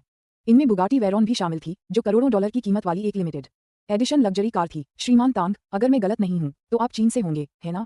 एमोर पैसिफिक ने तांग शियू के प्रति बेहद दोस्ताना व्यवहार दिखाया, उन्हें गलियारों से ले जाते हुए मुस्कुराते हुए रिजॉर्ट का लेआउट समझाया। तभी उन्होंने अपना सवाल पूछा। तांग शियू ने सिर हिलाकर कहा, हाँ। एमोर पैसिफिक ने मुस्कुराते हुए कहा, आजकल चीन की अर्थव्यवस्था तेजी से विकसित हो रही है और आपके देश के लोग तेजी से समृद्ध हो रहे हैं। लाओवान रिजॉर्ट में ठहरने वाले मेहमानों में से कम 1/5वां हिस्सा आपके देश के पर्यटक हैं। तांग शियू ने आश्चर्य से कहा, इतने सारे? एमोर पैसिफिक मुस्कुराया और बोला, शायद इसका कारण ये है कि लाओवान रिजॉर्ट की ख्याति आपके देश में फैल चुकी है। आपके देश से बहुत से मेहमान यहाँ ठहरना पसंद करते हैं। हालांकि यहाँ कीमतें ज्यादा हैं, लेकिन उन लोगों को इसकी जरा भी परवाह नहीं लगती। वास्तव में इस रिजॉर्ट का कैसीनो आपके देश के मेहमानों के लिए सबसे लोकप्रिय जगहों में से एक है। कैसीनो? तांग शियू की आंखों में एक अजीब सी चमक आ गई। कैसीनो शब्द सुनते ही उसे लॉन्ग झेंग्यू और जिया रुइदाओ को जुआ खेलने में मदद करने की याद आ गई। दोनों बार जब उसने जुआ खेला था तब उसे बहुत लाभ हुआ था। हम यहाँ पहुंच गए हैं, आप भी इसे आजमा कर क्यों नहीं देखते? जैसे ही तांग शियू के दिमाग में यह विचार आया, उसने चुपके से फैसला किया कि फुर्सत के काम खत्म होने के बाद वह कैसीनो जाएगा ये देखने के लिए कि विदेशी कैसीनो कैसा होता है, और संयोगवश खर्च करने के लिए कुछ और पैसे कमा लेगा। अब वह अमीर हो गया है, हम पहले से कहीं अधिक समृद्ध हैं। जी चिमी द्वारा दिए गए बैंक कार्ड में अभी भी 8 अरब बचे थे। उसने मूल रूप से यह पैसा गू शियाक्सू को लौटाने की योजना बनाई थी, लेकिन हांगकांग की घटनाओं के बाद उसने जियांग तियानबा, चेन जियाए डू चांगसे और क्यूई चेंगशान से भारी संपत्ति प्राप्त की, जो उसके पास मौजूद 8 अरब से कहीं अधिक थी। इसलिए उन्होंने 8 अरब डॉलर की राशि को अपने पास रखने और इसका उपयोग कोलून द्वीप पुनर्विकास परियोजना के लिए करने का निर्णय लिया। लेकिन कोवलून द्वीप बहुत बड़ा है, अगर इसे उनकी योजना के अनुसार फिर से विकसित किया जाए तो शायद 8 अरब से भी ज्यादा खर्च आएगा। इसलिए कैसीनो में कुछ पैसे जीत पाना उनके भविष्य को बहुत आसान बना देगा। हेल्थ क्लब जैसे ही एमोर पैसिफिक टैंग शियू को अंदर लेकर आया, 4 खूबसूरत युवतियां तुरंत उनका अभिवादन करने के लिए आगे आईं। उन्होंने एक जैसी सफेद पोशाक और सुरुचिपूर्ण सैंडल पहन रखी थीं। टैंग शियू को प्रणाम करने के बाद उनमें से एक महिला ने धारा प्रवाह अंग्रेजी में कहा, स्वागत है महोदय, आप क्या सेवा चाहेंगे? एमोर पैसिफिक ने कहा, ये श्रीमान टैंग हैं, इन्हें थाई मसाज की जरूरत है, कृपया इनके लिए व्यवस्था कर दीजिए। मैं विश्राम क्षेत्र में इंतजार करूंगा, काम पूरा होने पर मुझे सूचित करना न भूलें। ठीक है। चारों महिलाएं एमोर पैसिफिक को जानती थीं और यह भी जानती थीं कि वह रिजॉर्ट की उपाध्यक्ष हैं, इसलिए उन्होंने उनके साथ असाधारण सम्मान का व्यवहार किया। श्रीमान तांग, कृपया मेरे साथ आइए, एक खूबसूरत युवती ने कृपया का इशारा किया और खुद तांग शियू को एक खूबसूरती से सजे गलियारे में ले गई। वे 2 गलियारों से गुजरे और फिर एक आकर्षक ढंग से सजाए गए हॉल में पहुंचे। जब वह तांग शियू को एक दूसरे कमरे में ले गई तो उसने पूछा, श्रीमान तांग, क्या आप निजी कमरा चाहेंगे या सार्वजनिक कमरा? निजी कमरे में केवल एक बिस्तर है और एक मालिश चिकित्सक के अलावा 2 नौकरानियां हैं। सार्वजनिक कमरे में 3 बिस्तर, 3 चिकित्सक और 3 नौकरानियां हैं। तांग शियू ने कुछ देर सोचा और धीरे से कहा, निजी कमरे बहुत आलीशान हैं, मुझे किसी सार्वजनिक कमरे में ले चलो। ठीक है। सुंदर युवती तांग शियू को दूसरे हॉल में ले गई और एक कमरे का दरवाजा खोल दिया। अंदर एक अतिथि थाई मालिश का आनंद ले रहा था। मालिश एक मोटे अधेड़ उम्र के व्यक्ति द्वारा की जा रही थी, जिसका सिर बड़ा, शरीर गोल, बाल छोटे, गर्दन मोटी और गले में सोने की मोटी चेन थी जो क्रिस्टल झूमर की हल्की रोशनी में चमक रही थी। तांग शियू के आने से मोटे ताजे अधेड़ उम्र के आदमी का ध्यान तुरंत आकर्षित हो गया। उसने अपना सिर घुमाया, तांग शियू को ऊपर से नीचे तक कई बार देखा और खूबसूरत महिला मालिश करने वाली से मालिश का आनंद लेते हुए गुनगुनाया, जापानी बोना। तांग शियू ने अपनी भौहें उठाई और मंदारिन में कहा, चीनी। मोटे ताजे अधेड़ उम्र के आदमी को पहले तो हैरानी हुई, फिर उसके चेहरे पर मुस्कान आ गई। लेटे लेटे ही उसने तांग शियू को हाथ हिलाकर मुस्कुराते हुए कहा, मुझे लगा था कि कोई छोटा सा आदमी होगा, पर ये तो मेरा ही देशवासी निकला। छोटे भाई, मेरे बगल वाले बिस्तर पर आ जाओ। तांग शियू ने हल्की सी मुस्कान के साथ उस खूबसूरत महिला की ओर देखते हुए कहा, मैं पहली बार थाई मसाज का आनंद ले रही हूँ, अब मुझे आगे क्या करना होगा?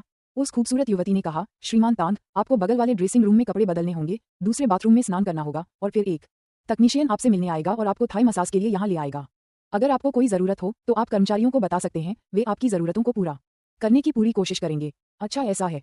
तांग शियू ने सिर हिलाकर इशारा किया कि वह खूबसूरत महिला जा सकती है और फिर मुड़कर बगल वाले ड्रेसिंग रूम की ओर चल दिया। वहां कपड़े बदलने के बाद उसने अपने पायजामे पहने हुए ही दूसरे बाथरूम में स्नान किया और अंत में पायजामे में ही सार्वजनिक कमरे में आ गया। सर, मैं आपकी तकनीशियन हूँ और ये आपकी सेवाकर्मी है। अगर आपको कोई जरूरत हो तो कृपया हमें बताएं। क्या हम अभी शुरू करें? पहले मिली सभी महिलाओं से ज्यादा खूबसूरत एक महिला सफेद बाथरोब पहने तांग शियू के पास आई। उसके पीछे बेज रंग की वर्दी पहने एक और लड़की चल रही थी। तांग शियू ने सिर हिलाया और ये देखकर कि मोटा अधेड़ उम्र का आदमी केवल अंडरवियर पहने हुए था, उसने भी अपना बाथरोब उतार दिया और बगल वाले कमरे में सिंगल बेड पर लेट गया। मोटे ताजे अधेड़ उम्र के उस आदमी ने तांग शियू की हरकतों को तिरछी नजरों से देखते हुए मुस्कुराते हुए पूछा, युवक, क्या तुम यहाँ पहली बार थाई मसाज करवा रहे हो? थोड़ा घबराए हुए हो, है ना? चिंता मत करो, हम यहाँ मजे करने आए हैं। यहाँ हमारा शाही मेहमानों की तरह ख्याल रखा जाता है। अगर तुम कह भी दो कि तुम उनके असली पिता हो तो भी वे इनकार नहीं करेंगे। तांग शियू ने मन ही मन अपनी आंखें घुमाई। उसे पूर्वोत्तर के लहजे में बात करने वाला मोटा ताजा अधेड़ उम्र का आदमी काफी मनोरंजक लगा। सिंगल बेड के बगल में महिला तकनीशियन ने अपना बाथरोब उतार दिया, जिससे वह केवल बिकिनी में रह गई और उसने आवश्यक तेल, साफ तौलिए और अन्य चीजों जैसी उपचार सामग्री तैयार करना शुरू कर दिया। जल्द ही जब महिला मालिश करने वाली ने अपने गोरे हाथों से तांग शियू के शरीर को धीरे से सहलाया, तब भी तांग शियू थोड़ा घबराया हुआ महसूस कर रहा था। उस क्षण उसे मन ही मन इस बात का पछतावा हुआ कि उसने निजी कमरा क्यों नहीं मांगा। थाई मालिश, ये वास्तव में लोगों को आराम पहुंचा सकता है और उन्हें सहज महसूस करा सकता है। तांग शियू को स्पष्ट रूप से महसूस हुआ कि महिला मालिश करने वाली बेहद कुशल थी, उसे मानव शरीर की गहरी समझ थी। उसे ये भी हल्का सा आभास हुआ कि उसे एक्यू पॉइंट्स और मेरिडियन का गहन ज्ञान था। उसकी मालिश तकनीकें हालांकि कुछ हद तक असामान्य थीं, फिर भी बेहद आरामदायक थीं, जिससे मालिश करवाने वाले को पुनर्तः आराम का अनुभव होता था। मोटे ताजे अधेड़ उम्र के वह व्यक्ति अपने देशवासी से मिलकर बेहद उत्साहित थे। उन्होंने अपना चेहरा अपनी बाह पर टिकाया और तांग शियू की ओर देखते हुए पूछा, छोटे भाई, तुमने अभी तक अपना नाम या अपने चीन के मूल स्थान का खुलासा नहीं किया। मेरा नाम ली लाओशान है, लेकिन मेरे दोस्त मुझे मोटा बूढ़ा ली कहते हैं। मैं पूर्वोत्तर चीन के फुचेंग से हूँ। तांग शियू जिंगचेंग शूनकी प्रांत से है। तांग शियू बोलने में थोड़ा हिचकिचा रहा था, लेकिन चूंकि दूसरा पक्ष चीनी था, इसलिए वह बहुत उदासीन दिखना नहीं चाहता था। मोटे बूढ़े ली को शिंगचेंग के बारे में काफी जानकारी थी। उन्होंने प्रशंसा में अपनी जीभ चटकाते हुए कहा, शिंगचेंग एक शानदार जगह है, मैं वहाँ कई बार जा चुका हूँ। खासकर शिंगचेंग का लोंगचू रेस्टोरेंट, वहाँ एक रात प्रेसिडेंशियल स्वीट में ठहरने के लिए मुझे काफी मोटी रकम चुकानी पड़ी थी। तांग शियू हंसते हुए बोली, मुझे उम्मीद नहीं थी कि आप ड्रैगन शेफ रेस्टोरेंट में रुके होंगे। लगता है शिंगचेंग में आपके दोस्त हैं। मोटे बूढ़े ली ने खिलखिलाते हुए कहा, बिल्कुल। हालांकि मैं इस्पात का कारोबार करता हूँ, लेकिन घरेलू व्यापार जगत में मेरे कई दोस्त हैं, हर तरह के लोग। उदाहरण के लिए, आपके शिंगचेंग में बाइडे फार्मास्यूटिकल के बड़े मालिक बूढ़े चेन मेरे दोस्त हैं। मैं उनके कारण पहले 2 बार शिंगचेंग जा चुका हूँ। Old chain? तांग शियू ने आश्चर्य से पूछा, क्या आप चेन झिझोंग के बारे में बात कर रहे हैं? मोटे बूढ़े ली ने सिर हिलाया और मुस्कुराते हुए कहा, हाँ, सही कहा, ये चेन झिझोंग है। क्या, नौजवान, तुमने भी उसके बारे में सुना है? तांग शियू हंसते हुए बोली, मैंने इसके बारे में सुना है। मोटे बूढ़े ली ने हंसते हुए कहा, इसमें कोई हैरानी की बात नहीं है। बाइडे फार्मास्यूटिकल का मुख्यालय शिंगचेंग में है और ओल्ड चेन व्यापार जगत में एक बड़ा नाम है। इसलिए यह आश्चर्य की बात नहीं है कि आप उन्हें जानते हैं। वैसे मेरी उनसे जान पहचान तो मशहूर है। उस समय हम मार्शल आर्ट के जरिए दोस्त बने थे और उन्होंने मुझे बुरी तरह पीटा था। उसके बाद मैं 2 बार शिंगचेंग गया और हर बार उनसे लड़ने गया। धिक्कार है, वह आदमी वाकई बहुत ताकतवर है। हर बार जब मुझे लगा कि मैंने सुधार कर लिया है और मैं उनसे मिलने गया, तो उन्होंने मुझे हमेशा हरा दिया। तांग शियू के होंठों पर मुस्कान फैल गई, जो और गहरी हो गई। फैटी ली ने अपनी शर्मनाक कहानी बताने में जरा भी संकोच नहीं किया। इस बात ने तांग शियू के मन में उसके प्रति थोड़ा और स्नेह जगा दिया। आजकल जो लोग अपने शर्मनाक पलों को साझा करने को तैयार रहते हैं, वे आमतौर पर अच्छे स्वभाव वाले और सीधे सादे लोग होते हैं। चेन झिझोंग काफी ताकतवर है। अगर तुम अभी शिंगचेंग जाओगे तो शायद वह तुम्हें और भी बुरी तरह पीटेगा, तांग शियू ने हल्की मुस्कान के साथ कहा। मोटा बूढ़ा ली अचंभित रह गया और आश्चर्य से पूछा, आप उसे जानते हैं? तांग शियू ने सिर हिलाकर कहा, मैं उसे जानता हूँ। मोटे बूढ़े ली ने तांग शियू को कुछ और बार गौर से देखा और फिर हिचकिचाते हुए पूछा, चेन झिझोंग को जानने वाला कोई भी व्यक्ति साधारण नहीं होता। नौजवान, तुम्हारा बैकग्राउंड भी शायद साधारण नहीं है ना?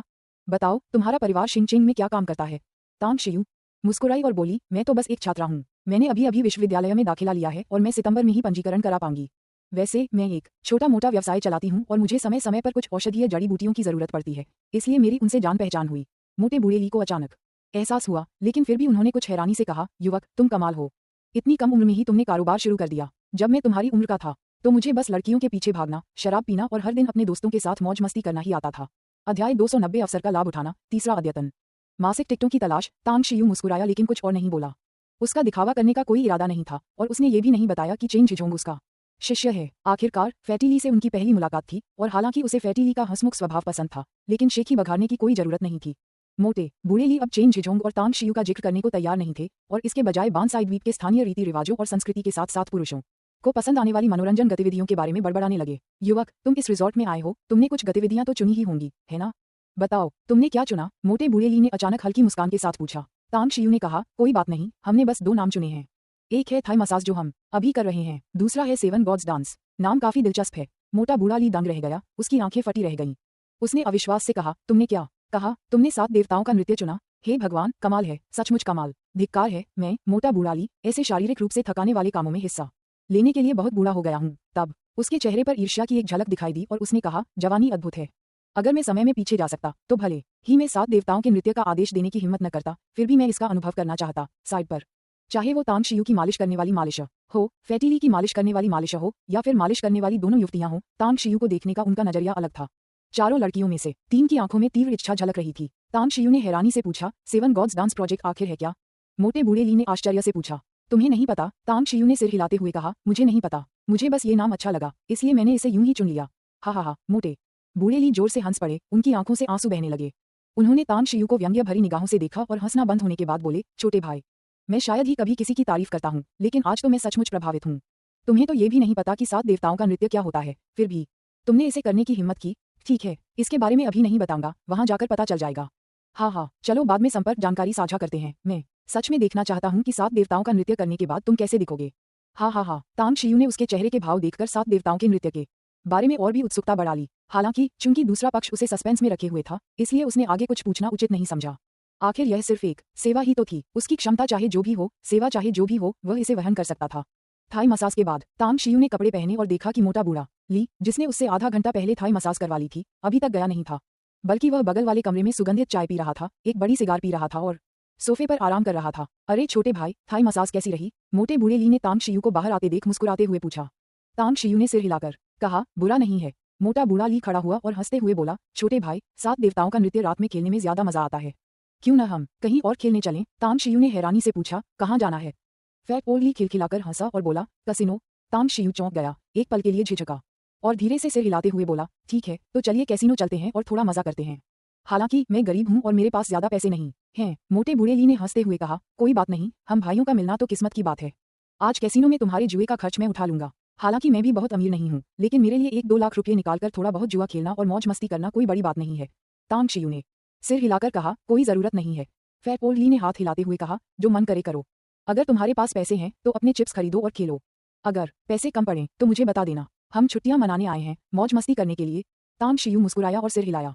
वह स्पष्ट रूप से मोटे बूढ़े ली से निकलने वाली एक आभा को महसूस कर सकता था, एक शक्तिशाली व्यक्ति की आभा। चूंकि वह सरकारी अधिकारी नहीं था, इसलिए संभवतः व्यापार जगत में उसका उच्च पद था। कुछ लाख रुपये उसकी नजर में मामूली रकम से ज्यादा कुछ नहीं थे। जुआ, आत्मनियंत्रण का अभ्यास करना सीखें। यह मोटा ताजा बूढ़ा ली कोई साधारण व्यक्ति नहीं है। तांग शियू ने मन ही मन आह भरी और उसके साथ बाहर चली गई। जब वे दोनों सबसे बाहरी हॉल में पहुंचे तो एमोली और मो अवेन वहां आ गईं। श्रीमान तांग, क्या आप थाई मसाज से संतुष्ट थे? तांग शियू मुस्कुराई और बोली, बुरा नहीं है, अब मुझे काफी आराम महसूस हो रहा है। अमोर पैसिफिक ने फैट ओल्ड ली की ओर देखा और फिर मुस्कुराते हुए पूछा, तो क्या अब आप 7 देवताओं का नृत्य करने जा रहे हैं? या तांग शियू हंसते हुए बोली, 7 देवताओं के नृत्य में जल्दबाजी न करें। मैं पहले इस भाई के साथ कैसीनो जाती हूँ। आह वेन, तुम वापस जाओ और आराम करो, मुझे अभी तुम्हारी जरूरत नहीं है। हाँ, ये सुनकर मो अवेन ने तुरंत जवाब दिया। मोटे बूढ़े ली ने एमोली को देखा, फिर मो अवेन को देखा और आश्चर्य से पूछा, युवक, ये कौन हैं? तांग शियू मुस्कुराई और बोली, ऐसा लगता है कि वह यहाँ की कर्मचारी है और वह मेरी अधीनस्थ है। मोटे बूढ़े ली ने आश्चर्य से कहा, आपका अधीनस्थ? कोई साधारण आदमी नहीं है। उसकी स्थिर चाल और मजबूत शरीर को देखकर लगता है कि वह एक प्रशिक्षित योद्धा होगा। मुझे उम्मीद नहीं थी कि आप मौज मस्ती के लिए बाहर जाते समय अपने साथ एक अंगरक्षक भी लाएंगे, छोटे भाई। तांग शियू ने कोई स्पष्टीकरण नहीं दिया, बस हल्की सी मुस्कान दी। एमी ने अपनी जेब से एक बिजनेस कार्ड निकाला, उसे फैट ओल्ड ली को देते हुए मुस्कुराते हुए कहा, हेलो महोदय, मैं इस लॉवान रिजॉर्ट की उपप्रबंधक हूँ। आप मुझे एमी या मैनेजर जैस्मीन कह सकते हैं। श्री तांग यहाँ के विशिष्ट अतिथि हैं, इसलिए मैं व्यक्तिगत रूप से उनके साथ आई हूँ। उपप्रबंधक, वीआईपी। पहली बार फैट ओल्ड ली ने तांग शियू की पहचान को गंभीरता से लिया। वह जानता था कि लाओवान रिजॉर्ट एक उच्च स्तरीय, बड़े पैमाने का रिजॉर्ट है जिसे शक्तिशाली समर्थन प्राप्त है। इसका उपाध्यक्ष बनना तांग शियू के लिए आसान नहीं था। वह व्यक्तिगत रूप से तांग शियू के साथ थी, यहाँ तक कि उसे वीआईपी कहकर संबोधित करती थी। तांग शियू की पहचान उसके दावों से कहीं अधिक असाधारण होनी चाहिए। ली लाओशान, यह मेरा बिजनेस कार्ड है। फैट ओल्ड ली ने एमोर पैसिफिक को अपना बिजनेस कार्ड भी दिया। अमोर पैसिफिक मुस्कुराया और बोला, श्रीमान ली, मैं रिजॉर्ट के रिसेप्शन मैनेजर को सूचित कर दूंगा। चूंकि आप श्रीमान तांग के मित्र हैं, इसलिए मैं उनसे आपके यहाँ के खर्च पर 40% की छूट देने का अनुरोध करूंगा। यही मेरी अधिकतम सीमा है। मोटे बूढ़े ली ने तांग शियू को अजीब नजर से देखा, फिर हंसते हुए कहा, मैंने कभी सोचा भी नहीं था कि थाई मसाज करवाने से मेरी मुलाकात एक नौजवान से होगी और मुझे उसकी दयालुता का लाभ मिलेगा। ठीक है, तो आपका बहुत बहुत धन्यवाद। अमोर पैसिफिक ने मुस्कुराते हुए सिर हिलाया। तांग शियू ने कहा, अमोरे, अब तुम्हें मेरे पीछे यहाँ आने की जरूरत नहीं है। जाओ और अपना काम करो। अगर टॉम रेगी रात के खाने के समय आए तो बस किसी को भेजकर मुझे बता देना। ठीक है। अमोर पैसिफिक मुस्कुराया और सिर हिलाया। जैसे ही अमोर पैसिफिक जाने लगा, मोटे बूढ़े ली ने तांग शियू के कंधे पर हाथ रखा और हंसते हुए कहा, छोटे भाई, तुम झूठ बोल रहे हो। इस रिजॉर्ट के उपाध्यक्ष का तुम्हारे साथ होना, तुम कोई मामूली छात्र तो नहीं हो सकते जो छोटा मोटा कारोबार कर रहे हो, है ना? जल्दी बताओ, आखिर तुम हो कौन? तांग शियू ने कंधे उचकाते हुए हंसते हुए कहा, मुझे भी अपने अधीनस्थों के संपर्कों से फायदा हुआ। मेरे अधीनस्थ कभी एमोर पैसिफिक के मालिक के सगे भाई हुआ करते थे। तो आप समझ ही गए होंगे कि मेरा मतलब क्या है। मोटे बूढ़े ली को अचानक एहसास हुआ और मुस्कुराते हुए बोला, चूंकि हम दोनों दूसरों की सफलता से लाभ उठा रहे हैं, तो चलिए कैसीनो चलते हैं और कुछ राउंड खेलते हैं। आज मेरी किस्मत अच्छी है, मुझे विश्वास है कि आज भी मेरी किस्मत अच्छी रहेगी। तब फैटी ली के नेतृत्व में दोनों लाओवान रिजॉर्ट के कैसीनो पहुंचे। कैसीनो एक विशाल 2 मंजिला इमारत में फैला हुआ है। पहली मंजिल पर सार्वजनिक कैसीनो हॉल है, जो जुआरियों से खचाखच भरा रहता है और तरह तरह के जुए के उपकरण लोगों से घिरे रहते हैं। दूसरी मंजिल पर निजी कमरे हैं, जिनमें करोड़ों की बड़ी रकम के दांव लगाने वालों के अलावा किसी और को प्रवेश की अनुमति नहीं है। जगह से अच्छी तरह वाकिफ मोटे बूढ़े ली तांग शियू को चिप्स बदलने के लिए सबसे अंदरूनी काउंटर पर ले गए। उन्होंने ज्यादा चिप्स नहीं बदले, सिर्फ 10 लाख। तांग शियू ने भी 10 लाख चिप्स बदले। छोटे भाई, तुम क्या खेलना चाहते हो? मैंने जिज्ञासावश पूछा। मोटे बूढ़े ली ने पूछा। तांग शियू ने सिर हिलाते हुए कहा, मुझे कैसीनो में जुआ खेलने के बारे में ज्यादा जानकारी नहीं है, इसलिए मुझे नहीं पता कि किस पर दांव लगाना चाहिए। आप पहले जाकर अपनी किस्मत आजमाए। मैं यहाँ की जुआ मशीनों का अध्ययन करूंगा। जब मैं उनसे परिचित हो जाऊंगा तब अपनी किस्मत आजमाऊंगा। मोटे बूढ़े ली ने सिर हिलाते हुए कहा, अकेले करने में मजा नहीं आता। तुम क्या जानना चाहते हो? मैं तुम्हें समझा देता हूँ। चलो आज एक प्रतियोगिता करते हैं और देखते हैं कौन ज्यादा जीतता है। तांग शियू हंसते हुए बोली, क्या तुम्हें अपना सारा पैसा खोने का डर नहीं है? मोटे बूढ़े ली ने अपनी भौहें उठाईं और मुस्कुराते हुए कहा, अगर तुम सब कुछ हार जाते हो तो सब कुछ हार जाते हो। इसे 7 देवताओं के नृत्य का खेल समझो। चलो थोड़ा घूमते हैं। कसिनो का माहौल चहल पहल भरा था। कई जुआरी दांव लगा रहे थे। जीतने वाले बेहद खुश थे, उनके चेहरे उत्साह से चमक रहे थे।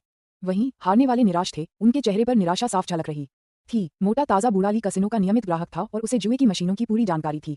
उसने तांग शियू को भी जुए के कुछ गुर सिखाए, बिल्कुल एक माहिर जुआरी की तरह। गोल गोल घूमने के बाद मोटे बूढ़े ली, जिनका गला समझाते समझाते सूख गया था, ने वेटर की ट्रे से लापरवाही से लाल शराब का गिलास उठाया, एक घूंट लिया और पूछा, छोटे भाई, क्या तुमने तय कर लिया है कि क्या खेलना है?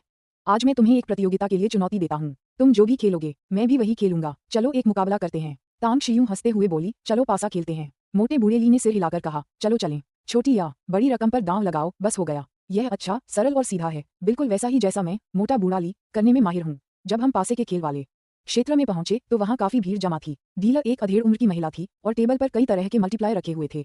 सज्जनों, जल्दी करें और अपनी शर्त लगाएं, फिर उन्हें रोक दें। डीलर के बोलते ही आसपास बैठे जुआरियों ने अपने चिप्स, जो पैसे का प्रतीक थे, अपनी मनचाही जगहों पर रख दिए। तांग शियू ने तुरंत कोई कदम नहीं उठाया, बल्कि चुपचाप देखता रहा।